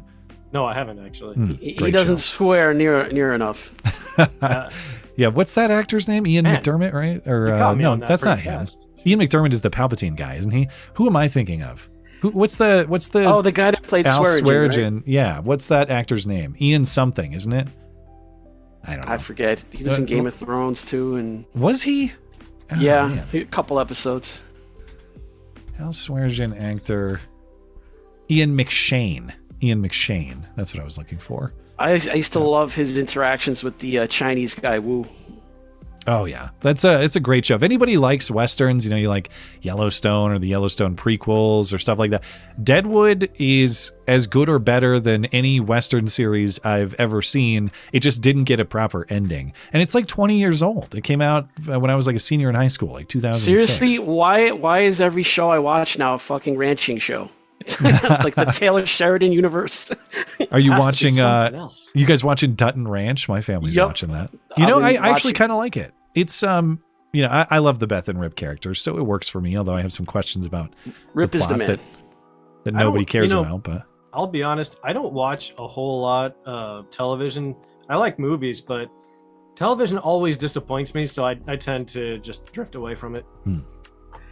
See, my theory is Taylor Sheridan is not genuinely right-wing. I don't think he's MAGA at all. I just think he's identified an underserved niche in the market. Hey, Republicans like to watch TV too. Turless, I might have to get your mic up just a little bit higher too. I'm losing you a little bit, or sit closer to that thing. Yeah, all right. Just Daniel Jagger. Trump's most delusional optimism is a product of self-help author Norman Vincent Peale per Vanity Fair in April 2026. I don't remember that one. A product of. So what? I don't know this guy's relationship to Trump, but he's a self-help author. There are a few pieces of commentary from Trump where I'll defend Trump and his off-the-wall comments in many cases. I love the inflation one. I get Turless's defense. I'm out on that one, though. There is no circumstance in which I love the inflation, even if you view the inflation as necessary or as worth the cost of what we're paying for what's happening in Iran, or if you just view it as a strategic comment to protect what we're trying to achieve in Iran. There's no need to say, I love the inflation. And in fact, if Joe Biden had said something like that, I would have saved I should already save the sounder for the soundboard. Because it's a hilarious statement. I love the inflation. Dude, you're cutting campaign ads, okay? That's going in the midterm campaign ads, and you're going to have problems with the congressional races because of it. You do not need to say, I love the inflation. But yeah, like I said, he's thinking about it in terms of only one thing, right? And in a sense, that makes sense, but yeah, from the political perspective, it's not very helpful.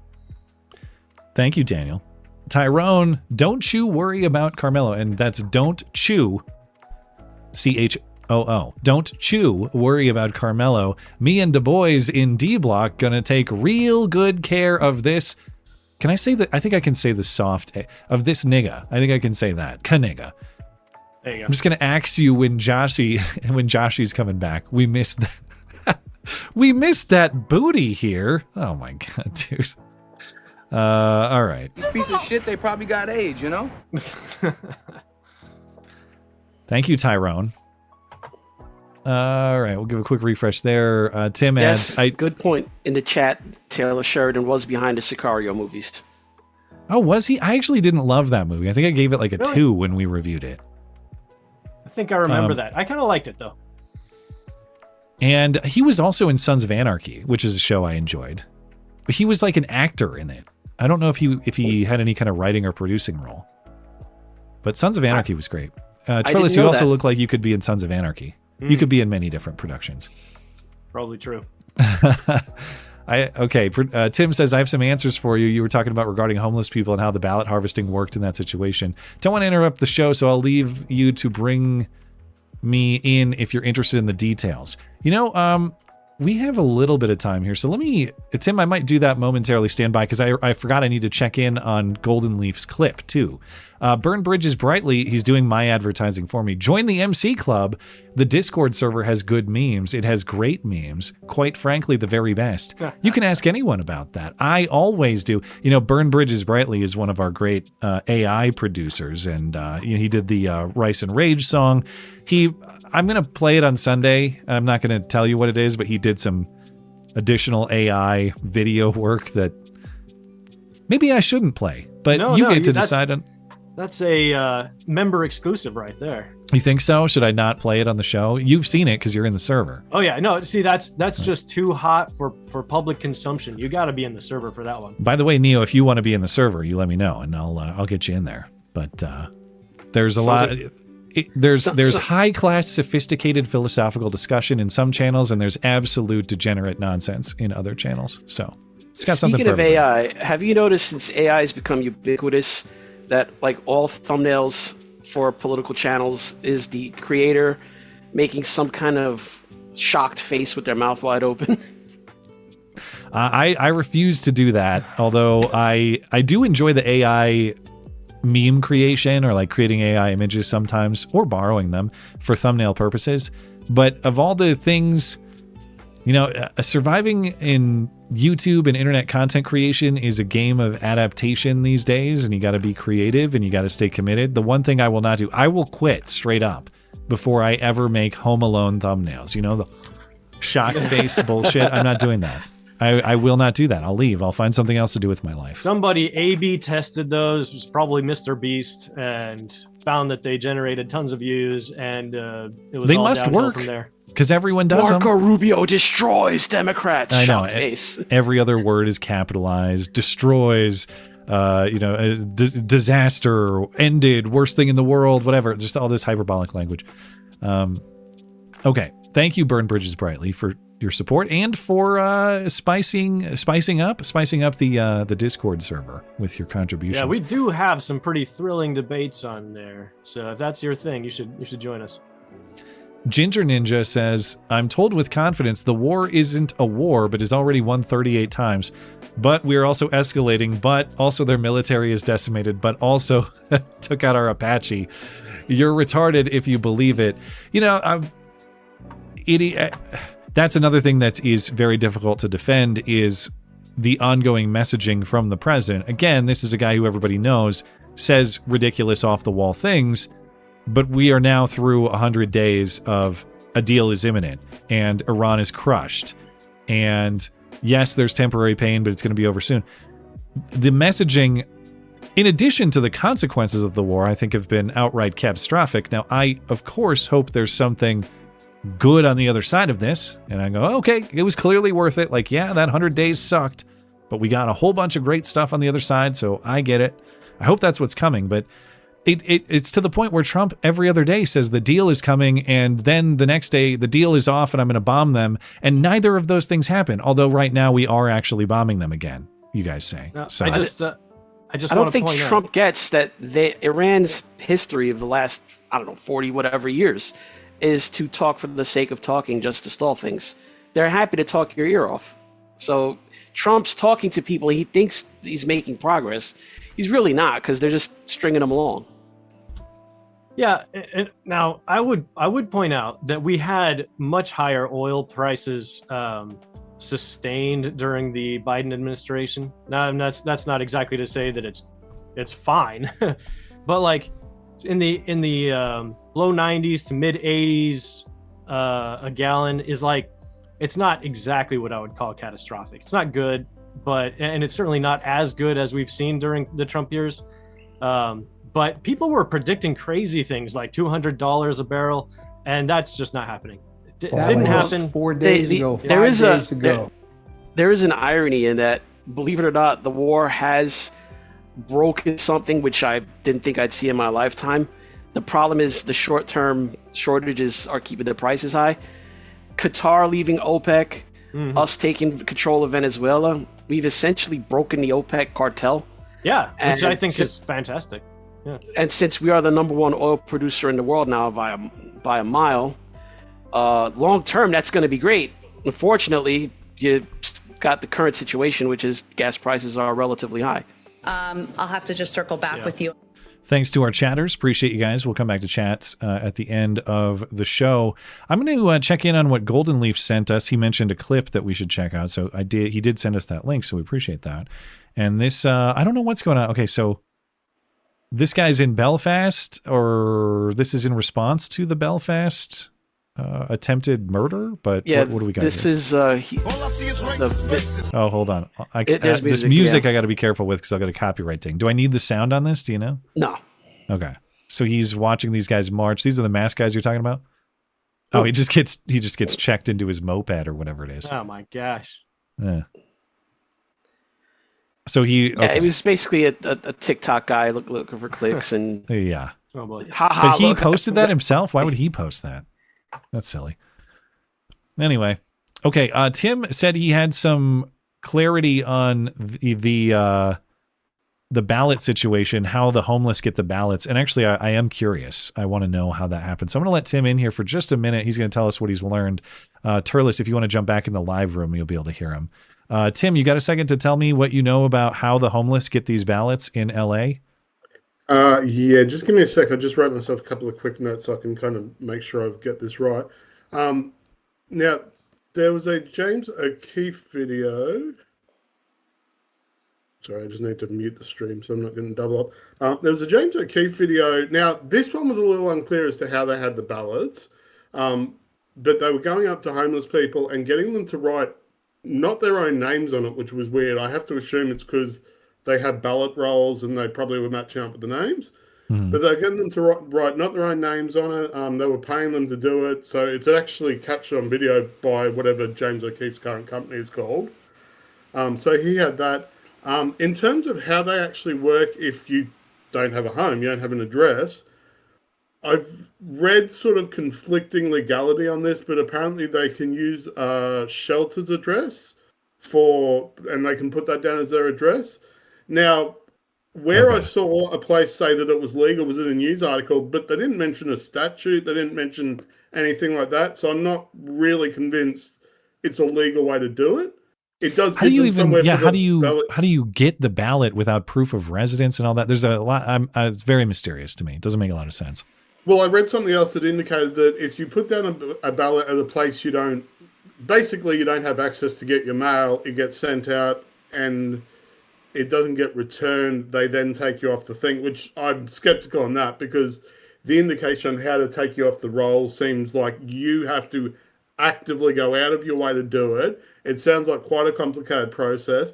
I'm not sure how it works once you're dead. If you're the one that has to actively take yourself off the roll, I assume someone. Well, then the vote is auto for whatever the Democrat Party wants. That's how that works once you die. That's the thing, and this is kind of part of the problem. Is so much of this just seems so unclear. It's like, look, you can claim that there's no fraud, but you can't get mad at people saying, "Well, these are all the things that would allow fraud." And they are real. Yeah. You can't get mad at that. That's the difference in California. The fraud is kind of by design. Like, is it illegal? Maybe not, but it's a system that is clearly designed for abuse in that one party can eliminate the other from any competition on the general ballot whatsoever. And that's exactly what the Democrat Party is doing. They're making sure that all these meaningful elections are incumbent Democrat or even crazier Democrat. That's the aim. Now, of course, Steve Hilton beat that. Tom Steyer conceded. He's off to ride the D. I'm about to ride the D. He's done, but they did it with LA, and that's the aim, whether they achieve that each time or not. But thank you, Tim. I appreciate the information. I'm gonna let you go. Sorry, I do have a couple other quick points. Well, real quick, because I got to get into voicemails here. Okay, in terms of people that go, there is no proof. Well, there was actually a lady back in March that pled guilty to paying homeless to fill out votes. It's been described in a couple of stories as a 20-year scheme. And we need to also remember back in 2010, Kamala Harris, in theory, lost the AG race. And after a month of counting more ballots, she won by 1% back in 2010. Wow. All right. Thank you, Tim. Appreciate it. There's a federal lawsuit by the Department of Justice against California or counties in California, I forget. And something like 15 counties in California removed 0 people from the voting rolls in the last 2 years, which would mean no one died, no one moved. Well, yeah, the shenanigans are the design. That's what it seems in California. All right, we are going to get into some voicemails. Reminder, if you'd like to leave a voicemail, text message, or email for the show, the way to do that is through the contact page on my website, mattchristiansenmedia.com/contact, or mattis.gay/contact. You can do that too. First voicemail is from listener Dave, who wants to talk about law enforcement and removing criminals from society. Hey, Matt, it's Dave. So just a comment about removing the toxic people from society, the dangerous people. And it's not really ultimately about that particular person. If they have proven that they do not respect the general rules of society, then it is either the government's fault or society's fault. Our fault as defenders of society, or our responsibility as defenders of society, to remove them in whatever way necessary to protect the innocence of the rest of society, because the person's already given up their right to participate. So allowing them to do more harm to other people is violating the innocent person's right to try and accommodate somebody who's already proven they're unworthy. All right. Have a great day. Bye. Well, this is very relevant to with that. Sorry, go ahead. This is very relevant to a big debate we had on the Discord server yesterday. That's right. You guys were debating whether Karmelo deserves the death penalty. That's right. I didn't really get in on that one. The argument has been solved once and for all the people that say you can't arrest your way out of a crime problem. Exhibit El Salvador. Yeah. Most dangerous country on earth, now the safest country in the Western Hemisphere. Yeah. And caller Dave is exactly right that when we think about a justice system, of course, it's about bringing justice to the crime that was committed, but there is this other element of it, which is protecting society from future actions of that criminal. And in general, when I think about the way a justice system ought to work, the way I would design it philosophically, or the reason it exists philosophically, to me, I lean more on the side of bringing justice to crimes committed. I think when the government gets in the business of preventing crimes that haven't happened yet, you get a potential, at least, for a lot of abuses of people. But this is the difference, is what he's talking about, I think, is really a matter of sentencing instead of preventing crime that has yet to happen. Like if we have somebody like a Karmelo Anthony who's committed a crime and convicted, it's a question of how do we treat them in sentencing? Because at this point, they're not a theoretical risk to society. They are a demonstrated one. So in that context, it does make a lot of sense to me in the sentencing phase, or the philosophical role of sentencing, that it is about protecting other people, not just bringing justice to the crime that was already committed. So I take his point on that. Yeah, what you're describing at the beginning there is the punitive theory of justice, which I'm a big fan of. These days, people have all kinds of ideas. Well, what's better, the punitive theory, the restorative theory, all of that sort. Yeah, no, I definitely. I'm definitely a punitive justice kind of guy, but I also like the disincentivization that comes from harsh treatment of criminals. So it's really just nothing but upside, pretty much. It just hurts people's stomach or whatever. And well, people also forget that long-term incarceration is a relatively recent invention. In the old days, if they didn't execute you for a crime, they pretty much exiled you. I mean, even the Amish, they shun you. That, they don't deal with you anymore. You're not one of us. Go die in the woods. We need to just have the there's a lot of movies or shows that have that concept where it's like the outer lands, or there's just like the outer. You have all these like enclosed cities. And people who are banished just live in those Wild West lands out there. Right. Kind of the Australia model, right? We just send them all to a prison colony somewhere. Banishment was a very realistic punishment in that old time when the entirety of the landscape was a lot less developed. Now banishment, unless you have a dedicated area of banishment, it seems hard to do. But anyway, our second voicemail here is from Kaiser in Gilroy, who wants to talk. He's got a few things up front, but then he wants to talk about the Ridgeway abortion scandal that we discussed on Sunday. Good Wednesday to you lot. This voicemail is unofficially brought to you by HelloFresh, because that's how the male inmates greet the new guy. Before I get to Jesse McKiller, check out a YouTuber named Brandon Jamal. He's famous for his viral song, Now You a Single Mom. Jacob Blake III, the large KTLA American in the Karmelo Anthony protest video berating that cracker, is Jamal's stepdad. I'm not kidding. Check out the video. Brandon breaks down the family history. Now on to Mr. and Mrs. McKiller. Not only do I think their decision is despicable, I also see it as a missed opportunity. They could have documented their lives as parents of a child with Downs, and the people who watch their content, who also have children with Downs, could find relatability and comfort knowing that they are not alone. I also, however, see a silver lining to this cloud. There's nothing on the internet more insufferable than family vloggers. These are people who document their routine lives and use their children as props when clearly their offspring cannot give consent. Imagine if this baby they murdered turned out to be healthy. The child would have to live with the burden that their parents are narcissists who would have made them the unwilling participant of their online slop. Personally, I think the internet dodged a bullet with these two doing what they did. Unfortunately, it's also going to give nobody parents the perfect justification for terminating their progeny because it could possibly be born with a disadvantage once they are out of the womb. Margaret Sanger hears these stories in hell, looks up, and applauds. What do I think of these two? Give me the "you suck" tranny clip again. You suck, fuck you. First of all, I have to disagree. Family vloggers are not the worst thing on the internet. There are also dicks. Got to be careful of that. Now, I don't think I saw the particular video on the Karmelo. Do you guys know the video he's talking about of this guy, this Karmelo agitator? I don't know that one. Unless did that turn out to be true that the guy that was saying the only good cracker is a dead cracker was Jacob Blake's father? Oh, that I don't know. So you're taking about this was the guy agitating the white monster guy? I heard something about the guy that was saying the only good cracker is a dead cracker. He was yelling at the white monster kid. Who, by the way, I can announce the White Monster Kid will be on the show on Sunday. Oh, heck yeah. Which is going to be exciting. Yeah, we already talked to him. So normally I don't like to announce ahead of time, but that one's recorded, so I can do that. I'm not certain of it, and I didn't know what to make of it when I heard of it because there's been so much disinformation. If you watched like black TikTokers and YouTubers, they'll just make stuff up.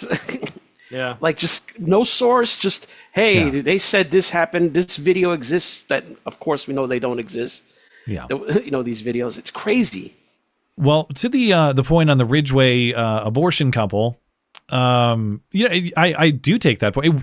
Even if their child had Down syndrome, given the network they have, the audience they have, it would have been a great opportunity to network with parents in a similar situation. And it's a shame for its own sake that they would not stand by their own child and chose to terminate that pregnancy. But there were genuine opportunities that could have been taken advantage of as well. Yeah, from their beyond the perspective, life itself.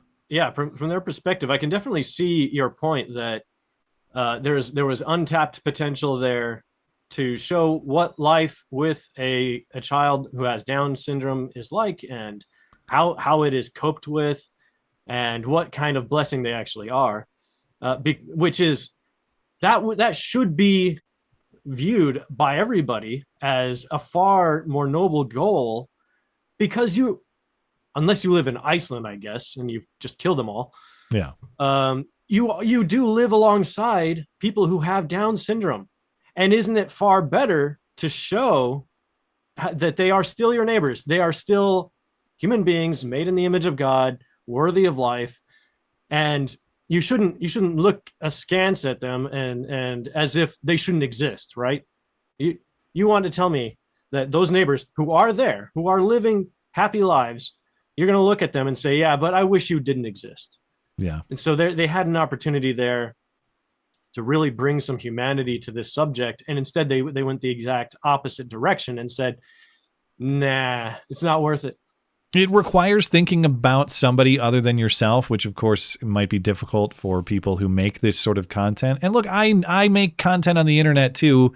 And of course by virtue of making it, it implies that I think people that I'm worth listening to as well. But I think that style of content where just every aspect of your mundane day is content requires a certain level of narcissism beyond other forms of content, which are talking about ideas or events or things outside oneself. Yeah. Thanks a lot to the Paul brothers for really pioneering that one. Yeah. So it's strange. You would think that sort of thinking like, oh, I am by my own nature entertaining and worthy of attention, that they would extend that to their child who should also be worthy of attention. I don't know them personally, so I want to be careful and not accuse with certainty, but I would speculate that perhaps to be involved in that sort of content making, one is so self-absorbed that you don't even consider your children in the context of doing things in their interest. You think of how it serves you first and foremost. And whatever their decision-making process was, clearly their own interest, their own convenience was prioritized over that child's right to life. And that is a shame for all the reasons discussed on Sunday. Right. But, which is why I actually disagree with the caller in one sense. He says we dodged a bullet because we won't get more of that content per se, of this sort of narcissistic camera always on me content. But that's unfortunately not true. The genre is definitely not going anywhere. Neo, you have any thoughts on Abortion Gate? I always wonder why people don't talk more about pursuing like adoption. There are so many families out there desperate for children. I mean, it's an option to at least explore, isn't it? I think there's like 26 families per every one newborn waiting for adoption. Is there how willing are people to adopt a Down syndrome baby? I don't know. Is that something that is done with relative ease, or is that very difficult to do? I'm shocked by the amount of people that have a genuine Christian faith, and I would, if I had to bet, there's somebody out there that would do it. Now, like I said, when the ratio is nearly 30-1, you better believe a whole lot of those. I would assume a majority of those are Christian families wanting to adopt, and yes, they would absolutely take a Down syndrome baby because, they're on a mission from God, unironically. Yeah, that's in terms of the abortion argument. There are so many terrible ones in an attempt to justify abortion, which is very simple when you get to the principle of what is a life and does life have value or not. But one argument I can't stand that constantly comes up is you can't be critical of abortion if you say haven't made any effort to adopt yourself. You haven't adopted a kid. You haven't saved the day for one of these children who would otherwise be aborted. So you can't criticize. It makes no sense. It's like, okay, looking at a story of someone being murdered on the street, like what happened in Belfast. Can I say, wow, that sucks. That guy's getting killed. Or do you say, you can't criticize. You've never saved someone from being murdered on the street before. No, I can identify a moral wrong without having to provide a solution myself. And maybe someday we would. I don't know. Maybe we would consider adopting. I think it's a very noble thing to do. I don't know if my family will do that or not. But in no way is it a requirement to do that, to acknowledge and understand that abortion is a moral wrong. That doesn't make any sense. Why would you have to do that for the moral truth to be valid or not? Well, that's one of those many, many examples of things that the left actually doesn't believe, but they say anyway. I mean, how many non-gay liberal women will speak up for the whole alphabet mafia because that's just the right thing to do? They say that with such confidence and simplicity, and whenever people say that it's just the right thing to do, very often it is clearly the wrong thing to do. But but I mean, that demonstrates the point of the hypocrisy that clearly they do think there are moral causes that you don't personally have a stake in that you should participate in the discussion of. I think it's also, as an argument, it's a weak one because in reality, the implication is that it's not a realistic solution when the fact is there is no shortage of people that want to adopt children. I mean, there's more than there are children available. Yeah, even if it's true that there's a great amount of difficulty in finding homes, and maybe there is, the solution is not murder. That's not how we fix this problem. No. Any more than saying, we got a homeless problem. I think we should just drive a truck apiece through there and end it that way. Now, some people may actually be warm to such a solution in certain circumstances. If you drill into this far enough, you will always end up back at the site of, well, murder is okay. This is kind of like the Bill Maher thing, right? Murder is actually okay in some circumstances. I forgot he said that. Like, yeah, it's murder, but that's okay. Yeah, I'm okay with it. Yeah, which was an honest thing. Yeah, it's wrong. It's morally wrong, but it is an honest argument. I will give it that. Okay. We have a third voicemail from an unknown caller about the state of the beef and the cattle industry. Hey, Matt and Gus, you and Matt were talking the other day about U.S. cattle numbers, and I just wanted to let you guys know, because I thought maybe you knew, we're actually at the lowest numbers for beef cows, we've seen in probably 70 years. We've got a lot of problems in the cattle industry, mostly a lot of moving in and saying, your cow is going to screw up my hunt, despite the amount of record-breaking deer that have been shot on cow pastures. Anyway, another problem is the screwworm out of Mexico that only mates once in its life, so that's why Doge found the millions of flies being bred every year that were sterile. Because we'd take them down to Mexico and drop them off, and they'd breed once, and away they go. So, anyway, I can talk more about it. Oh, it was called Cody, by the way. Chat, like the stream. Bye. He's not unknown. It was Cody. My apology. Thank you, Cody. Appreciate it. And Matt and I we mentioned this briefly on Sunday. I had no idea that we are, in fact, at the lowest level of our cattle herd, our total head count of beef and dairy cattle in this country, lowest in 75 years. And this NPR coverage cites a few factors: rising costs, drought, international competition, consolidation in the industry. Now, if this is a thing, I assume that because demand probably has not dropped. All right. Our population has grown quite a lot in the last 75 years. So I assume that demand has not dropped, even if our cattle population has, which means what? I guess we're getting our cattle from elsewhere, which is its own concern if we've outsourced a lot of that. But people who are more involved in the cattle industry and the beef and dairy industry could tell me that. But another thing that seems a little alarming at least at face value. You guys know anything about the beef industry? I believe the international competition is that a lot of the cattle is now, the growth is in Argentina and Brazil, basically South America, big ranching culture down there, and it's obviously going to be cheaper there. Yeah, I have often said the U.S. could easily be the foremost exporter of food in the world, and we should be. That should be one of our big economic drivers, honestly, because we can produce a lot of food here. And there's so much screwed up regulation that's in place that keeps us from exporting as much as we could. But I think the Trump administration is taking certain steps to correct that. So that's some good news. Thank you to Cody. I got one more that came in right before live, so it might be a little soft. We'll listen to it anyway. This is from Concerned Non-Citizen. And he actually wanted to talk about racial tribalism and racial consciousness, like our caller earlier.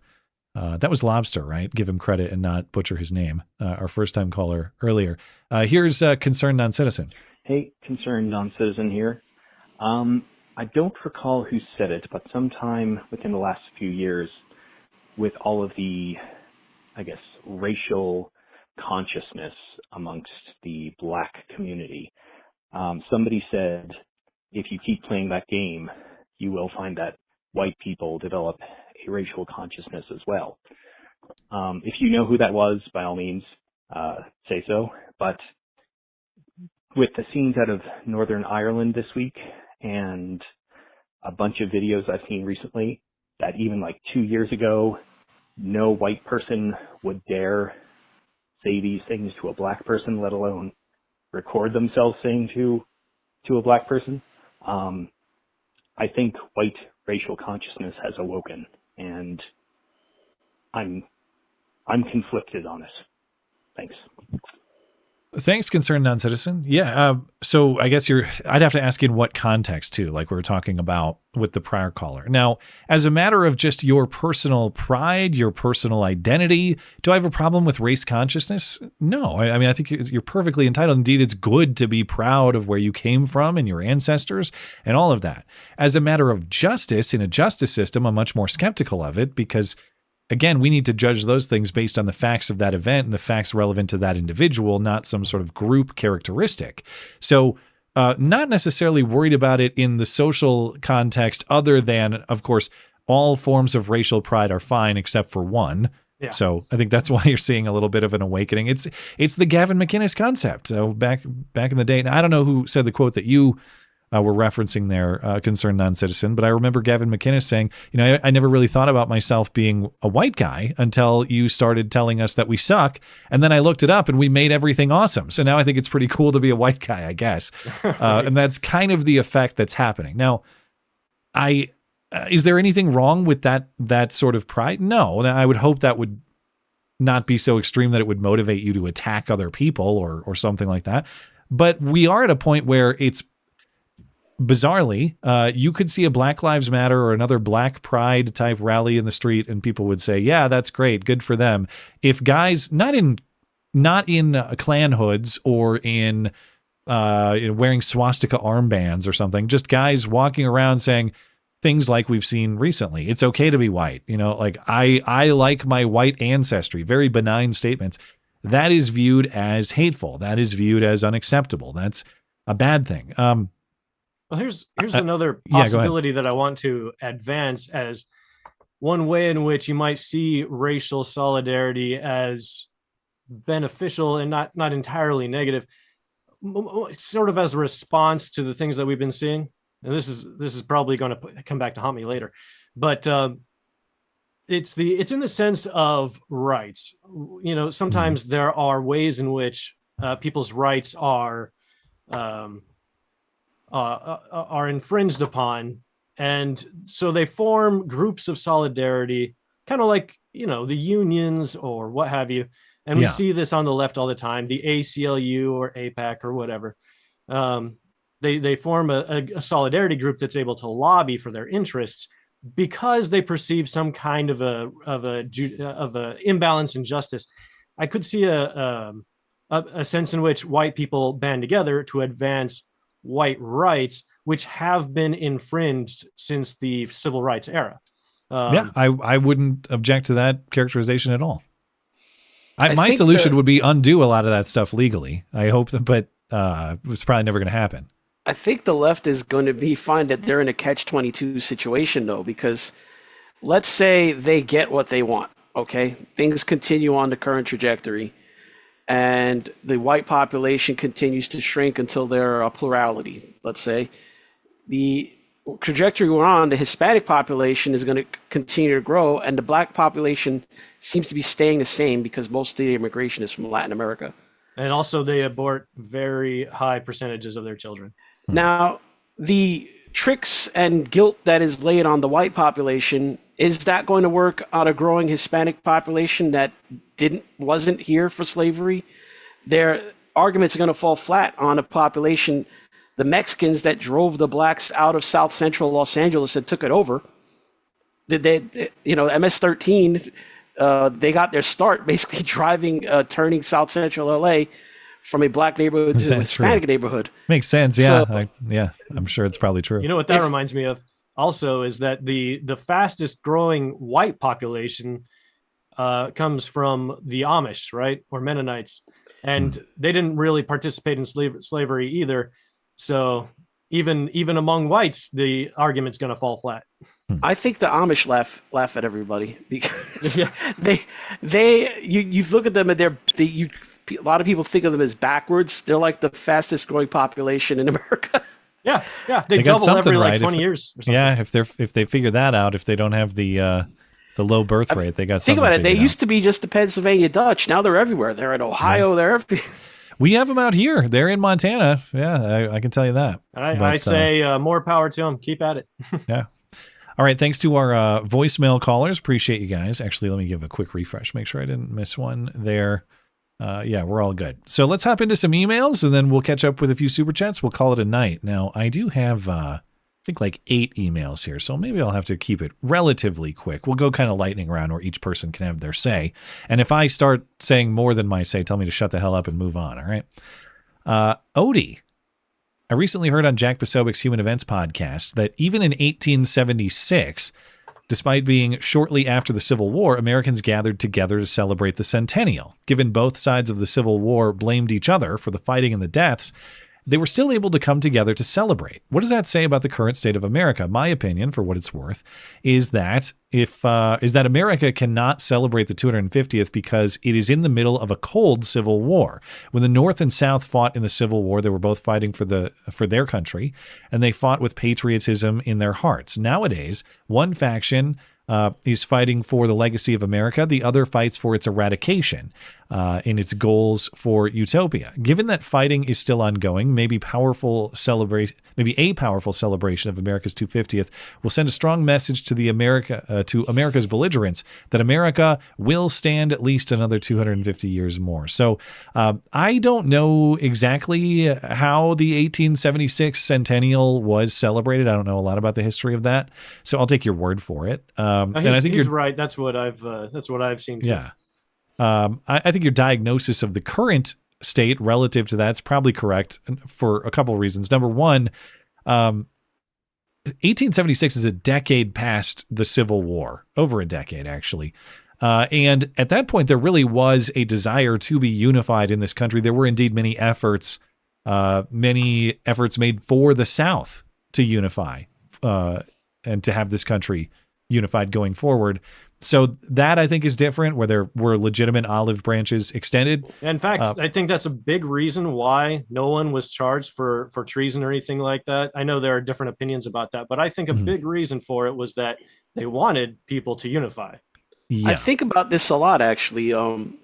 It seems like today you have the Democrat Party that is determined to hate the Confederacy and its people more than the people who actually fought and defeated them. I know. Yeah, it is bizarre where Confederates are more villainized today than they were by the Union soldiers. Think about it, 600,000 dead in that war. That means 300,000 for the North, roughly. They're building statues of Robert E. Lee not long after, so they couldn't have hated him that much. Which proves that it's cynical. They don't actually, like everything on the left, everything is a Marxist power play.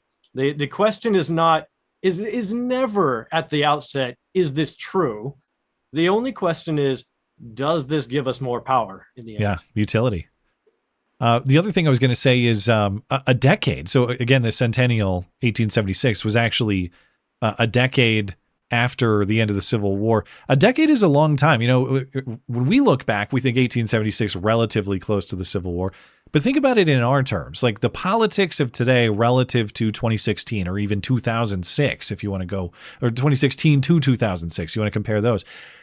All of those political environments a decade apart are fairly different. You know, like the 2016 environment is significantly different in this country to the 2026 environment. 2016 was significantly different from 2006. So if you have that decade of attempts, genuine efforts to unite the country, that really can be a lot different from people shooting each other even a decade prior. So just even the 200th, was it 1976?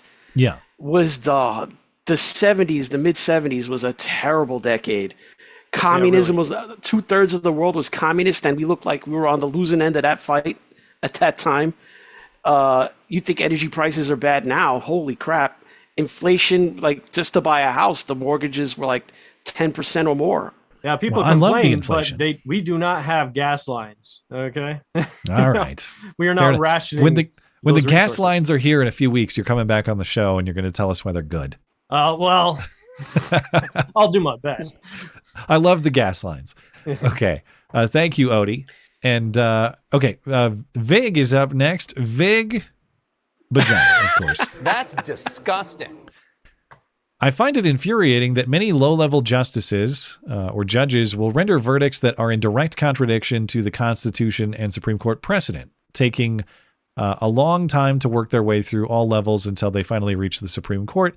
Even then, only a fraction of the cases are even considered for argument and receive a detailed ruling. Should there be a process whereby judges can be reviewed for whether their rulings adhere to the laws as currently understood? Should this process be expedited and non-politicized? Well, in general, if there's a trial court judge who is going to defy established Supreme Court precedent and issue a kooky ruling, that will go to the appellate courts. The appellate courts are going to get rid of that. They're going to put a stay on that ruling. They'll probably reverse it later. So generally speaking, outright defiance in that way does not usually have effect on the litigants or the rest of the country.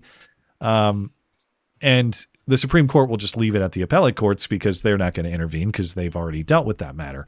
But I do agree that there certainly are problems with rogue judges who are more interested in the political outcomes of their cases than they are in actually applying the law. The method of judicial accountability is the same as presidential accountability. It's impeachment and removal for misconduct. And I think that's generally correct, as in one branch having authority over the other, even though it's rarely, effectively never exercised in this country, which I think is the real problem rather than the structure. I don't know what the alternative would be. Go ahead. Sorry. I was going to say we have a great example of it today with Trump. And essentially we have a judge. What's the guy's name in New York that constantly makes these insane rulings that are... Boasberg, probably? Yes. Yeah. This guy thinks he's the president of the United States, and he's actually usurping executive power, even in contradiction when the Supreme Court tells him to do it. Yeah. He was told to drop this... He was told to drop that case against what's the name of the guy? The Maryland man. Kilmar. Kilmar. I didn't know he was on the Kilmar stuff. How many times have they been told to drop aspects of that case, and he just refuses to? Wasn't he the one? He was on the Kilmar one, because wasn't he the guy who said, bring that guy back right now? Wasn't that a Boasberg thing? Yeah. Turn that plane around. Yeah. He essentially was usurping executive power right there. He cannot force the president of the United States to take a diplomatic action. So the question is how to fix that sort of thing, and I wouldn't leave it within the same branch. I wouldn't have the courts checking that themselves, because for whatever corrective effect they could have, you have the risk of kooky judges like Boasberg seizing control of the courts that way. The answer is Congress. The problem, at least to me, the problem is, just like Congress has voluntarily handed off much of its power to the executive, members of Congress generally care more about party loyalty than they do about the rule of law, the Constitution, and how the system is supposed to work. So that I don't necessarily have a fix for. I do want Congress as the authority in these matters, but how do you tell Congress, hey, by the way, you swear an oath to the Constitution, not to your particular party? They care about their particular party more. And that is the area of accountability that I don't know how you fix it. I think the founders would have found it not just bizarre, but just it's counter to democracy, where every decision of the president that he's specifically empowered to make, where the Constitution says this is the president's call, where you have 500 judges that any one of them can veto the president on a whim. You know what's funny about this email, though, is that he asks, should there be a process, like it's hypothetical? I do seem to recall Kim Davis being arrested for not ruling the way that complied with Obergefell back in the day. But she wasn't a judge. She was like a county clerk or whatever, right? True. But still, it is interesting how quickly that was corrected. Yeah. In extremely harsh terms. Yeah. Even in the immigration cases, you have a lot of these cases where the law specifically says that a decision is unreviewable. Basically, any decision made by the immigration court, which is actually not really a court, it's in the executive branch, the law says, and this is what Congress wrote, and the Constitution said Congress is the one that that writes the rules, that these decisions cannot be reviewed, and yet every case ends up in a federal court. Thank you, Vig. I'm sorry we don't have a quick solution for that, but we'll have to get so many things. Political will plays a huge role in this. Congress has a lot of jobs they don't do, and that would be one of them, if you ask me. Eric the Savage, Matt, want to get some thoughts on raising kids in this day and age. I have my first child on the way, and my wife and I are planning on homeschooling, and I want to keep her away from smartphones and tablets until teenage years if possible. However, don't want her completely sheltered. Going to be tough to strike the right balance, I think. Well, first of all, congratulations to you and your wife, and God bless you. Now, as part of every decision in parenting, it is most crucial to get one decision correct. And this was actually a part of a big debate in the Discord server last night, too. And that is be present. Okay? That's not even a decision as much as an action. Be present. All other decisions are secondary. Through your presence, through your connection to all the things going on with your child, most bad decisions can be fixed with your simple presence. Wherever you make a mistake, you can reverse it, you can fix it. Now, in our family, we have actually decided to send our oldest son, Calvin, to public school in the fall, which I know will be surprising to some of you because, I think homeschooling is a great thing and we had seriously considered it. And maybe we'll do it in the future. But some reasons why we chose to do that. Everyone in our neighborhood who we know and has good values loves this school, tells us it's great. And I've met with the principal and done my own vetting, and I'm convinced it's a solid institution, though, of course, we'll maintain some oversight. We are in position to have members of my family volunteer at the school, so we'll be connected that way. And just for my wife, with 2 younger boys and, God willing, more children on the way, it's a lot to have her take on a teacher role on top of all. I just worry that, proper focus for my son in the home at this particular moment might be a little bit difficult. What am I saying? Why am I telling you all these personal details? It's because even though I have some hesitation about public school, as we've discussed sometimes on this show, we're able to be very present as a family. And so if I notice things going wrongly, if I notice things going badly, if I see things I don't like, well, then we'll course correct. Same with tech. We're not a zero tech house. Our boys have iPads. They use them regularly. They watch videos. They play games on them. And a lot of that has been hugely useful to them. Calvin has learned reading and math concepts and puzzle solving and critical thinking and all these things, many good things. And I've seen a lot of his intellectual development through tech tools. So happy to use them that way. We don't rely on iPads for the whole day. They go out and they play with their toys. They go outside. They play with their friends. They do all sorts of things. But likewise, I have a similar hesitation about tech, as I do with public schools. But if you're very present as a family, you maximize the usefulness while minimizing the risks. So that's all I would say to you is maybe you'll decide differently than we did as far as schooling or as far as tech, or if you are present to be in your observational, helpful role as a parent, any mistakes that are made are generally correctable, and you'll course correct from there. So for new parents, I think sometimes you worry that you're going to make some sort of catastrophic decision. I don't know about you, Eric. I don't know your mentality, but I know that it's certainly true for me and my family that you're very anxious and worried the first time. And by the time you get to the second or the third, you're like, all right, well, obviously I'm going to try hard. I'm going to do my best, but I can't get everything exactly right. And as long as I'm here and trying to make the best decision with each opportunity that I can, generally just being there is the most important thing. All other things are secondary and correctable. So that's the encouragement I'd leave you with. I want to reinforce Eric's hesitation about using smartphones and tablets in particular. I have a long list of reasons why children shouldn't have access to those. Among them being more people now are short-sighted like me than ever before. It's not like physical consequences. Yeah. Because that screen is too close, and it keeps kids hooked on it for long periods of time, typically, and it's making everybody go blind. And maybe. I mean, I definitely don't want my kids on there for hours and hours and hours, but so I would allow maybe supervised computer use if it's productive, which it kind of was for me back in the 1995 Aptiva days. We had a lot of educational stuff on computers back then, so I would allow some of that, but I don't think smartphones and tablets are needed. I mean, don't let me tell you exactly how to parent, but that's just my opinion that they don't really need them at all. But also, I was gonna say, now again, this is just my opinion, but I would pay close attention as a tutor. That's something that I do.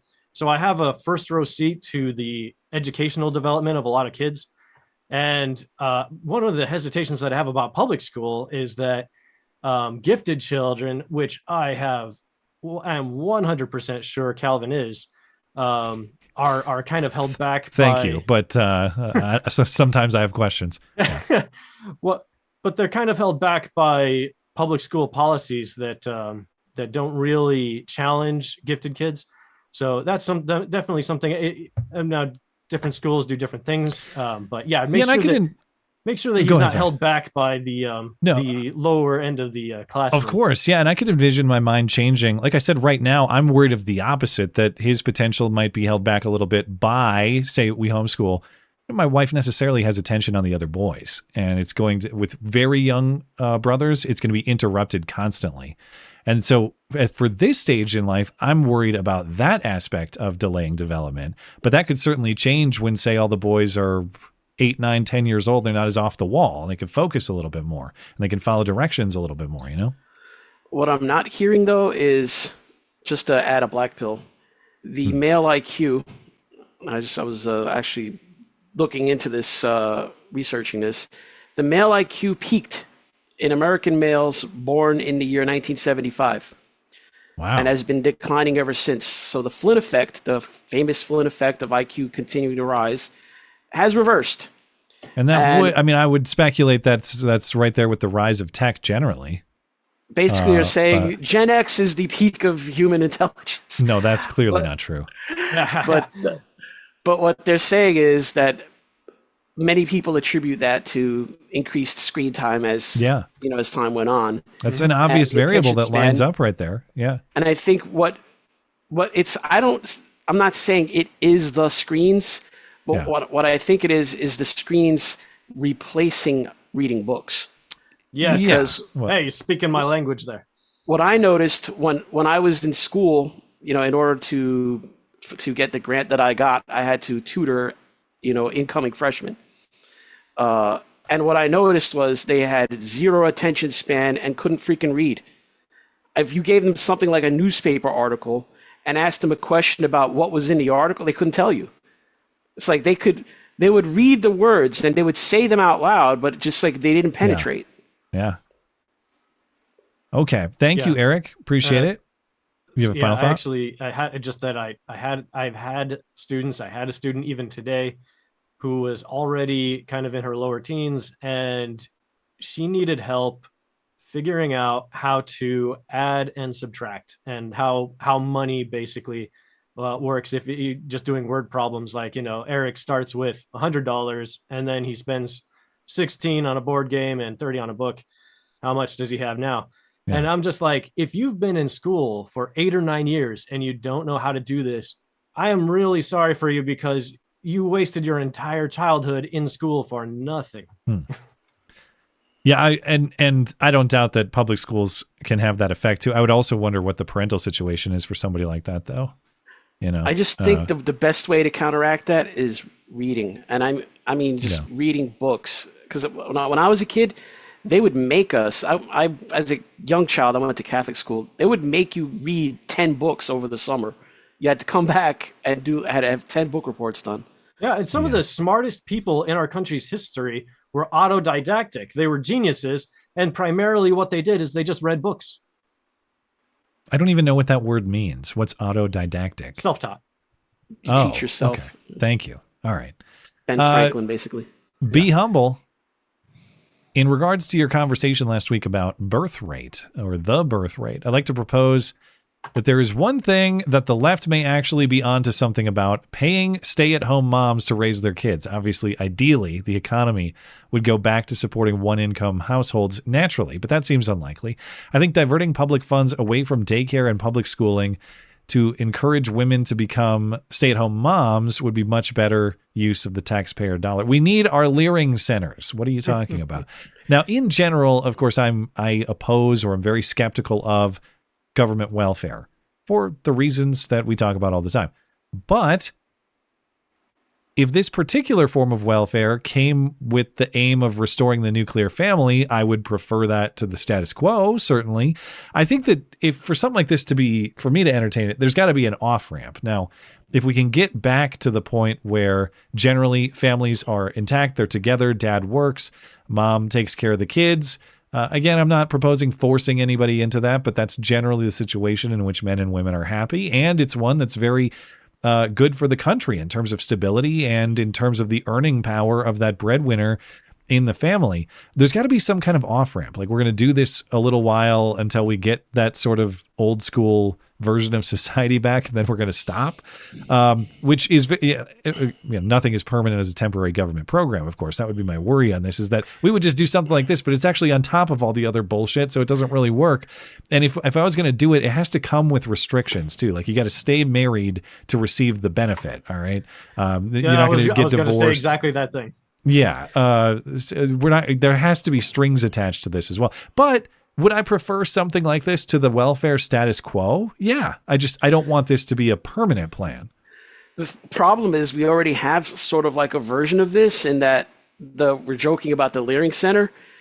That Leering Center occupation, basically social daycare of not just children but adults, is now the #1 occupation in New York. I shit you not. Yeah. That makes sense. And it's all paid for by the taxpayer. Yeah. Yeah.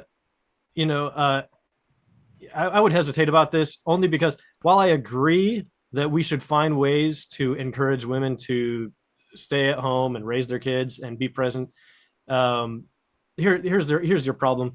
The way that our welfare regime works is it's all based on need, which if you think about it, that's how charity has always been.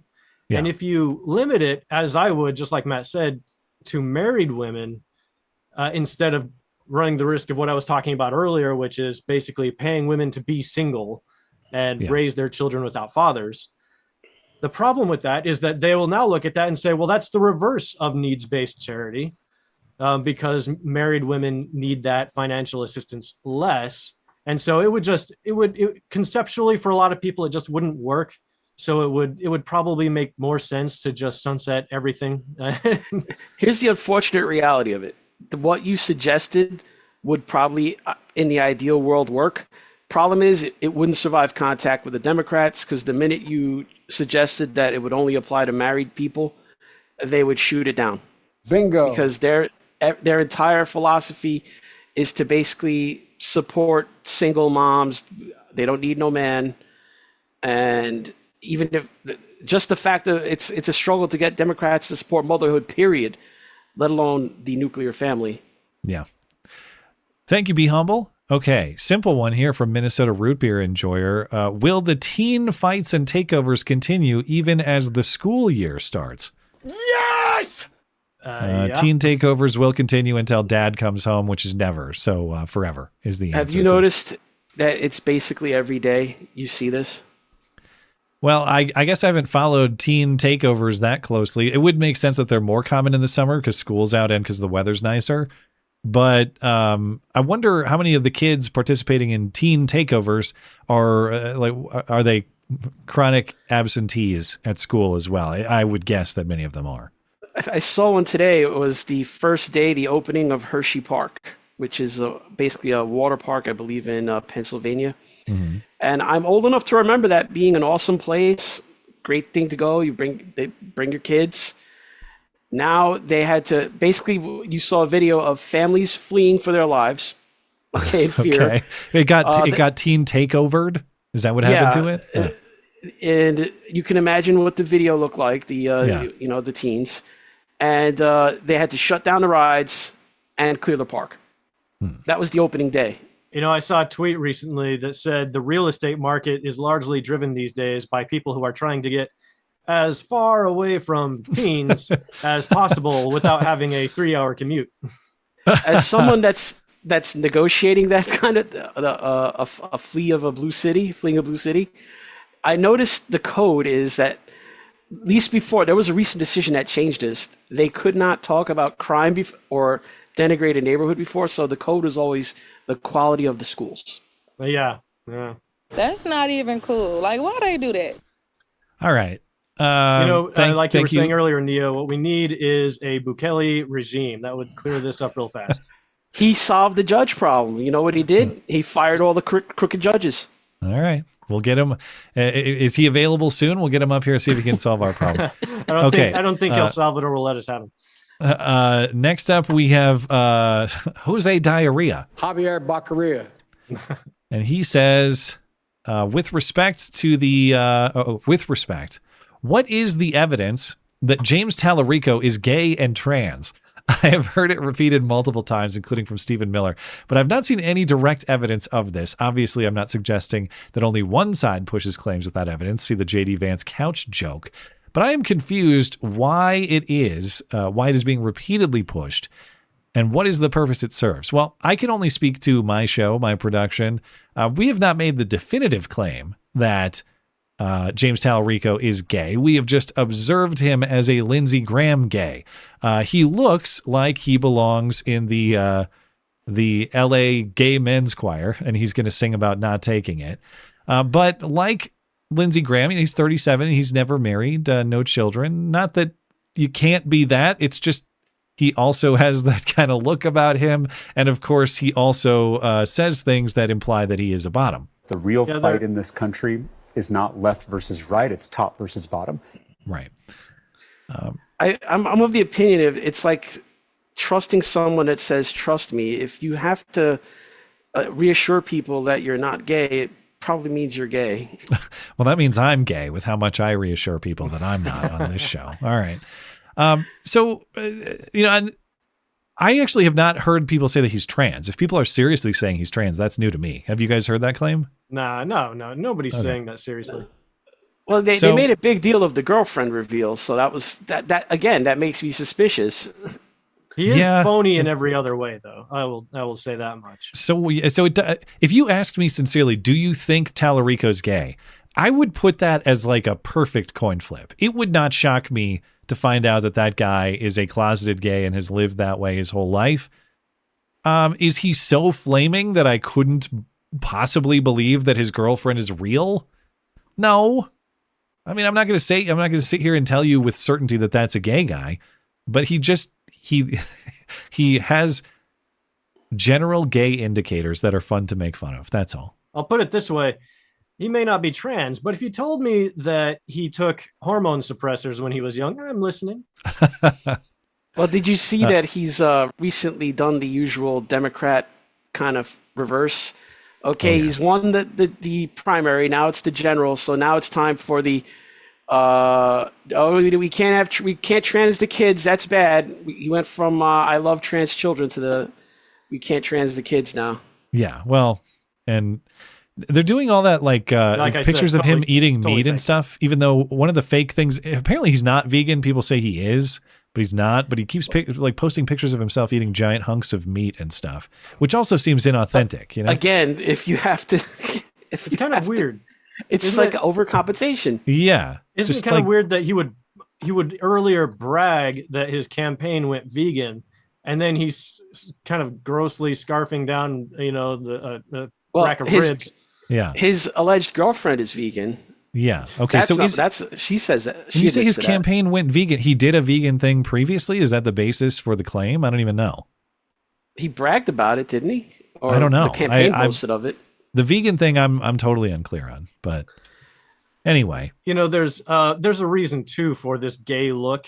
One pundit was kind of summarizing it fairly effectively recently, who said, Democrats have a very weak sense of what conservatives and Republicans, especially men, are like. So in their minds, there are exactly two lanes. One is this sort of moral, oral, hyper square Christian with that perfectly coiffed hair and everything. And, basically the character from Simpsons, right? Ned Flanders kind of guy. And the other is basically the Starship Troopers, rah, rah, go America. And that's the Graham Platner version, right? Okay, yeah. Both totally fake, both a total stage production.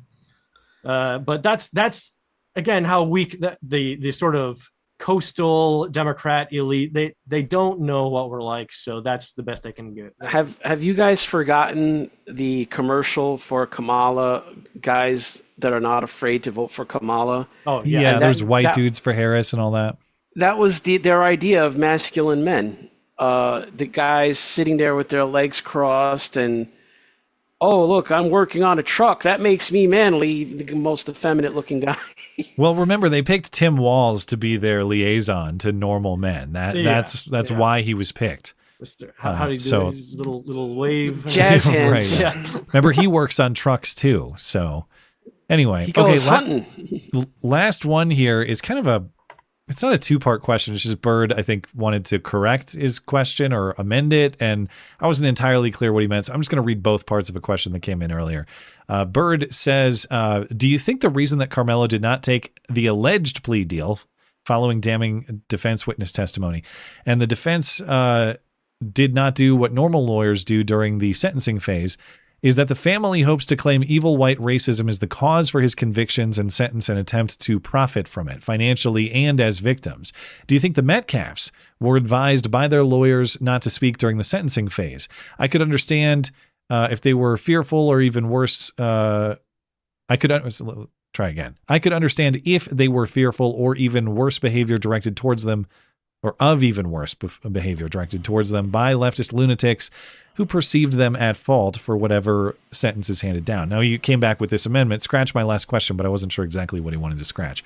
I saw a clip of a video stating that there is a basis for an appeal. If this is true, it makes the lack of a plea acceptance or sentencing arguments make more sense. Added bonus of being able to wait for a jury sentence and blame them for it. or try for another shot if outcome is bad for the defense. Don't show all your cards. Argue your client is a victim of racism and a tainted process. Family can fire one lawyer and hire another, claiming ineffective defense. Now, as far as I'm aware, I'm not clear that Karmelo ever was offered a plea deal. That I have not seen. It's possible that he was. We don't know that he was. You can always plead guilty to the charges, of course, just straight up without negotiation. Did you follow the trial closely on the last day? Not extremely, but I was generally checking in on it. Yeah. When they broke for lunch, it was supposed to be an hour break. They didn't come back like 3 hours. Okay. They saw his lawyers go in and out of a room. Okay. So maybe this is what Bird is talking about. They saw the parents of Karmelo go in and out of the same room. Okay. And the speculation is that some sort of plea thing may have negotiation may have gone on there. Can you do that after the arguments? Can you be like, just kidding, I plead, like before it goes to the jury? I believe can up you be to like, the verdict. You can do that. Okay.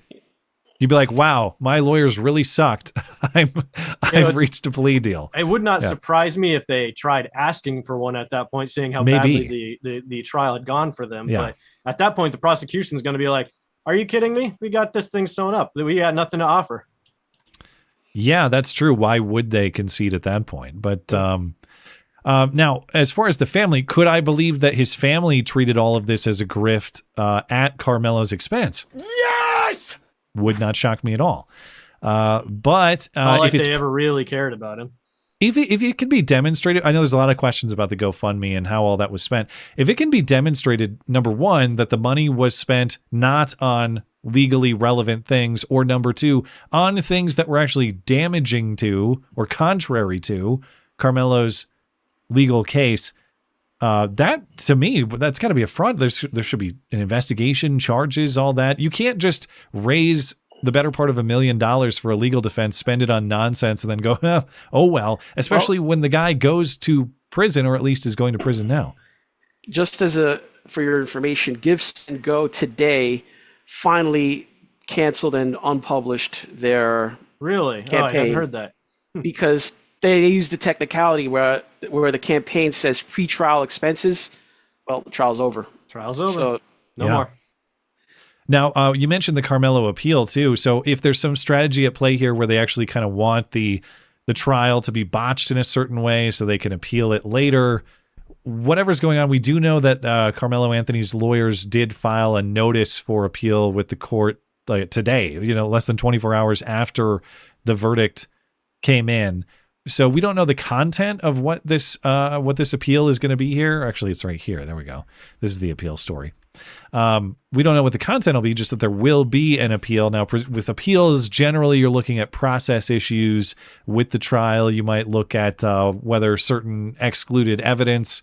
Yeah, they can't retry the case. Yeah, it's not going to be a relitigation of the actual jury trial. It's just going to be a question of whether the trial itself was handled properly. So we'll see what angle they take there. The problem with this theory for the people that cling to it is, okay, this is a Texas state court. And I don't know where people got this idea about Frisco, Texas. It's not the hood. I mean, if people think it's like some kind of overwhelmingly black area, I think it's only like 12 or 13% black. It's not a place that's in poverty. I mean, Karmelo Anthony's family, he wasn't poor. Yeah. He wasn't a deprived kid. And from what I understand, it's not the ghetto. It's not a high crime area.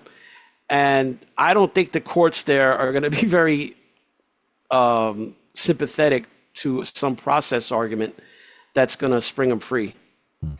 Yeah, and that's exactly why it was possible to seat a jury that had no black jurors, because the percentage of black residents is not that high.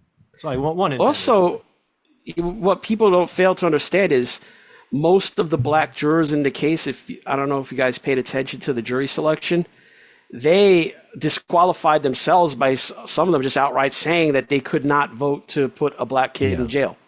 Yeah. Right. And there were a few that were also blacks who did not say that, but were in the the public education system. So 3 of the women were teachers. Yeah, teachers. So they were able to use that to exclude them.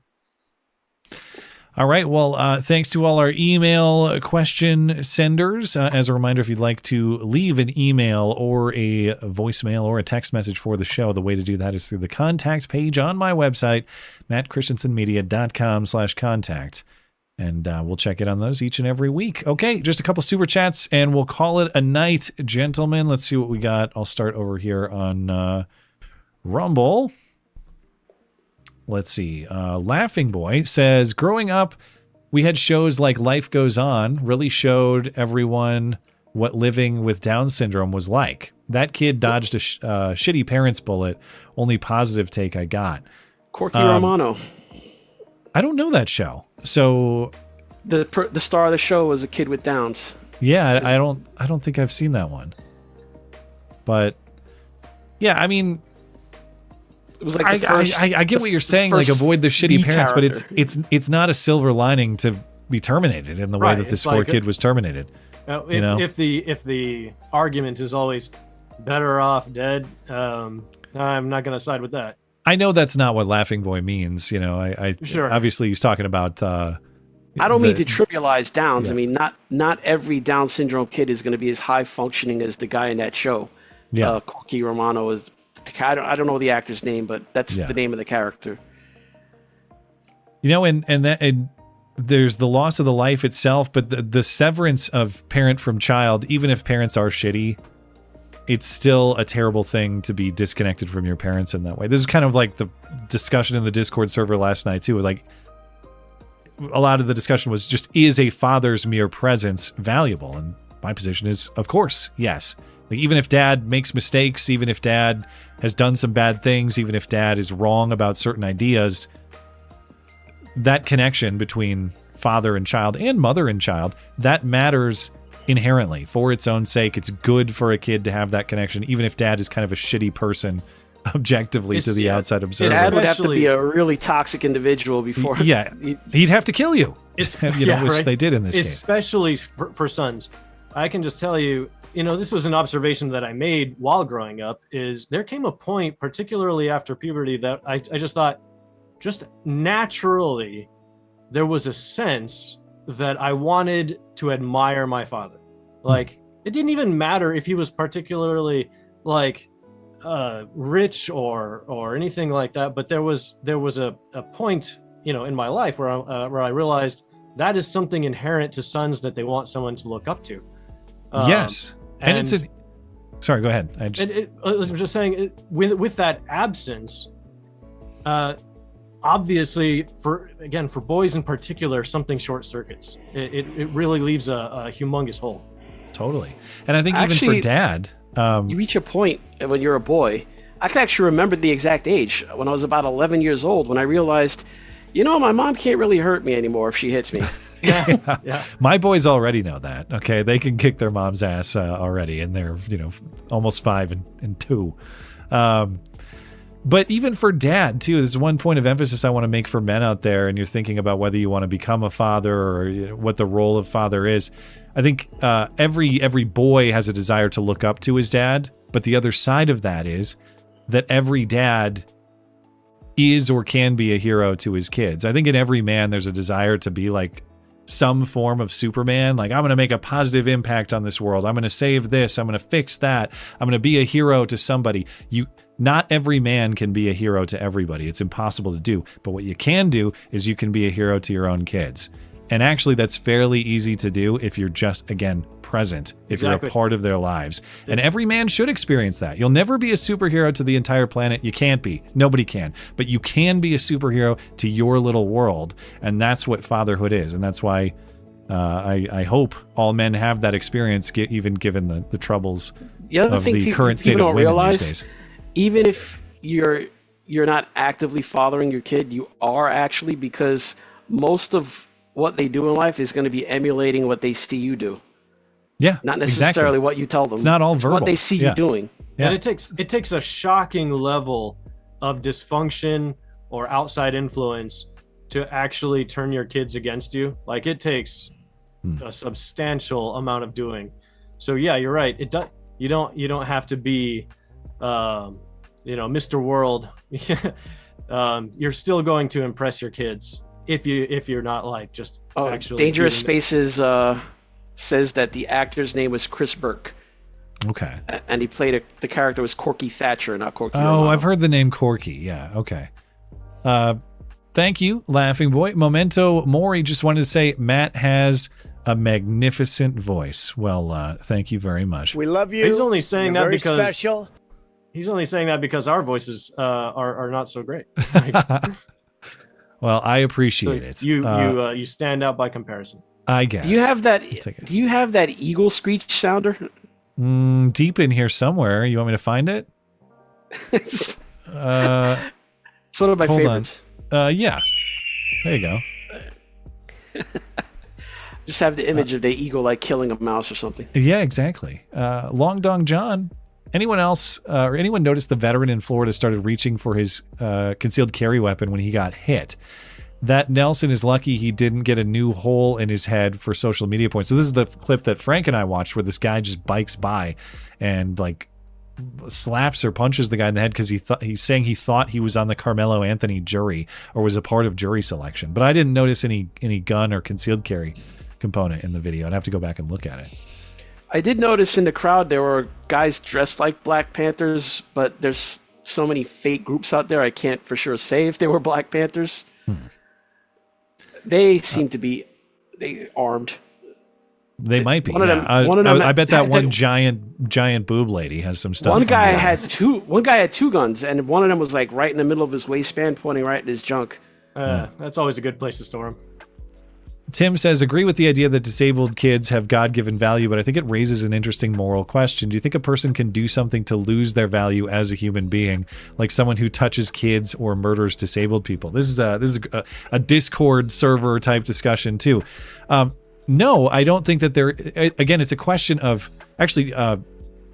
Skulldugger and I discussed this recently on the show. A very similar question. Who else was on that show? I can't remember, but it's. Do human beings lose their value according to God or as viewed by God? No, they don't. Everyone is redeemable in the eyes of God. Everyone should seek that redemption. Now, as a matter of justice, can you be removed from society? Absolutely. But I don't think it's correct to say that criminal activity, no matter how severe, removes the inherent value of that human life. It does mean that the moral truth of the world has been betrayed and that matter needs to be brought to justice, but it's not about eliminating the value inherent to that human life given by its creator. Yeah, I mean, you have to familiarize yourself with the concept of desecration, right? To take something sacred and make it profane. So that's absolutely what happens when somebody does something, really terrible. It's like, yeah, you are still somebody who's like made in the image of God, but you have profaned yourself. It's like wiping your butt with $100 bill, man. What are you doing? Right. Yeah. That's actually a good metaphor for what we're talking. It's like, is it still $100 bill? Yeah, but it's been desecrated. Yeah, it has some problems. It needs to be cleaned up. But this reminds me of the conversation that Christ had on the cross with the guys to his left and right.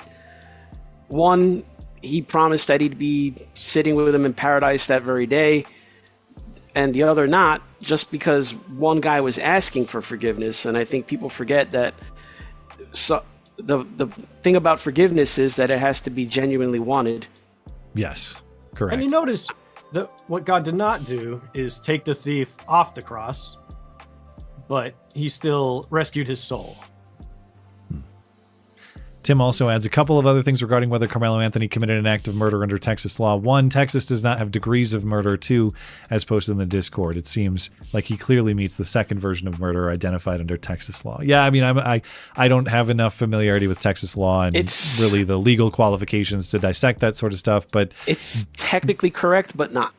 They wrote the law weird. They don't have degrees, but they just call it something else. It's different classes of crime. Interesting. Okay, well, that will be all the super chats. Everything for discussion this evening. Actually, one We had Denise send a text in really quick. We'll read this as well. War is defined as a state of usually open, declared, and prolonged armed conflict between nation states or organized groups. It typically involves the use of military forces, systematic violence, and substantial loss of life. So at what point does the loss of life equal a war? And if a war is not declared, then when do multiple strikes become a war?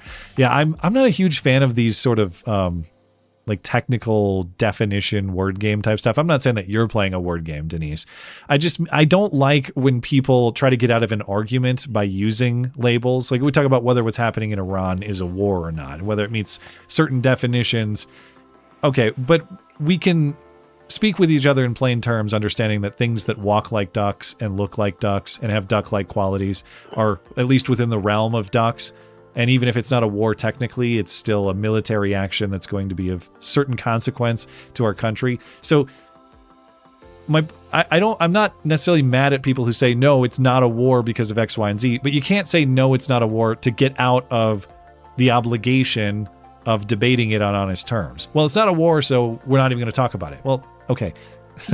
Whatever label you want to call it, we still have to talk about whether it's worthwhile, useful, beneficial, moral, all of that stuff. Use whatever label you want to describe it. But people get hung up on American law as if, without a declaration, it's not a war. Not the case. The Geneva Convention makes no requirement that you make some formal declaration to have the laws of war apply to you. Historians they consider war basically any organized violence at the national level. Is that really right though? Because there have been so many countries in history that have had what they call border skirmishes, and they don't really classify them as war per se, even though they have countless encounters over many generations a lot of the time, where yes, they will kill each other, but their countries are not necessarily marching troops into battle against one another. Yeah, I think colloquially, most people, if it's an exchange of violence that's short and doesn't have any persistence or lasting consequences, yeah, they'll call it something else. But I think in general, if just because we didn't formally declare war in Vietnam, I don't know of anybody that would say it was not a war. They don't say it's the Vietnam conflict. It's some Vietnam people do. They really want to be pedantic about it. But I mean, I agree. You really have to set your terms at the outset, I guess, if you want to be colloquial or if you want to be pedantic and hyper technical. Because I think colloquially, Vietnam absolutely counts as a war because it was so existential, a lot of people died. We had over 500,000 troops there.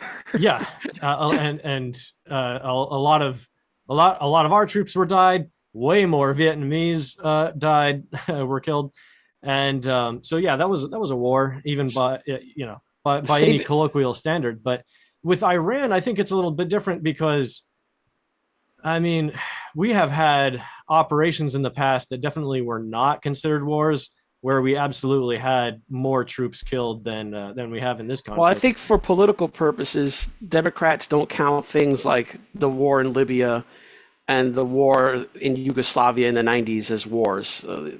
It seems like the way most people think about war now is if ground troops aren't involved, it's not really a war.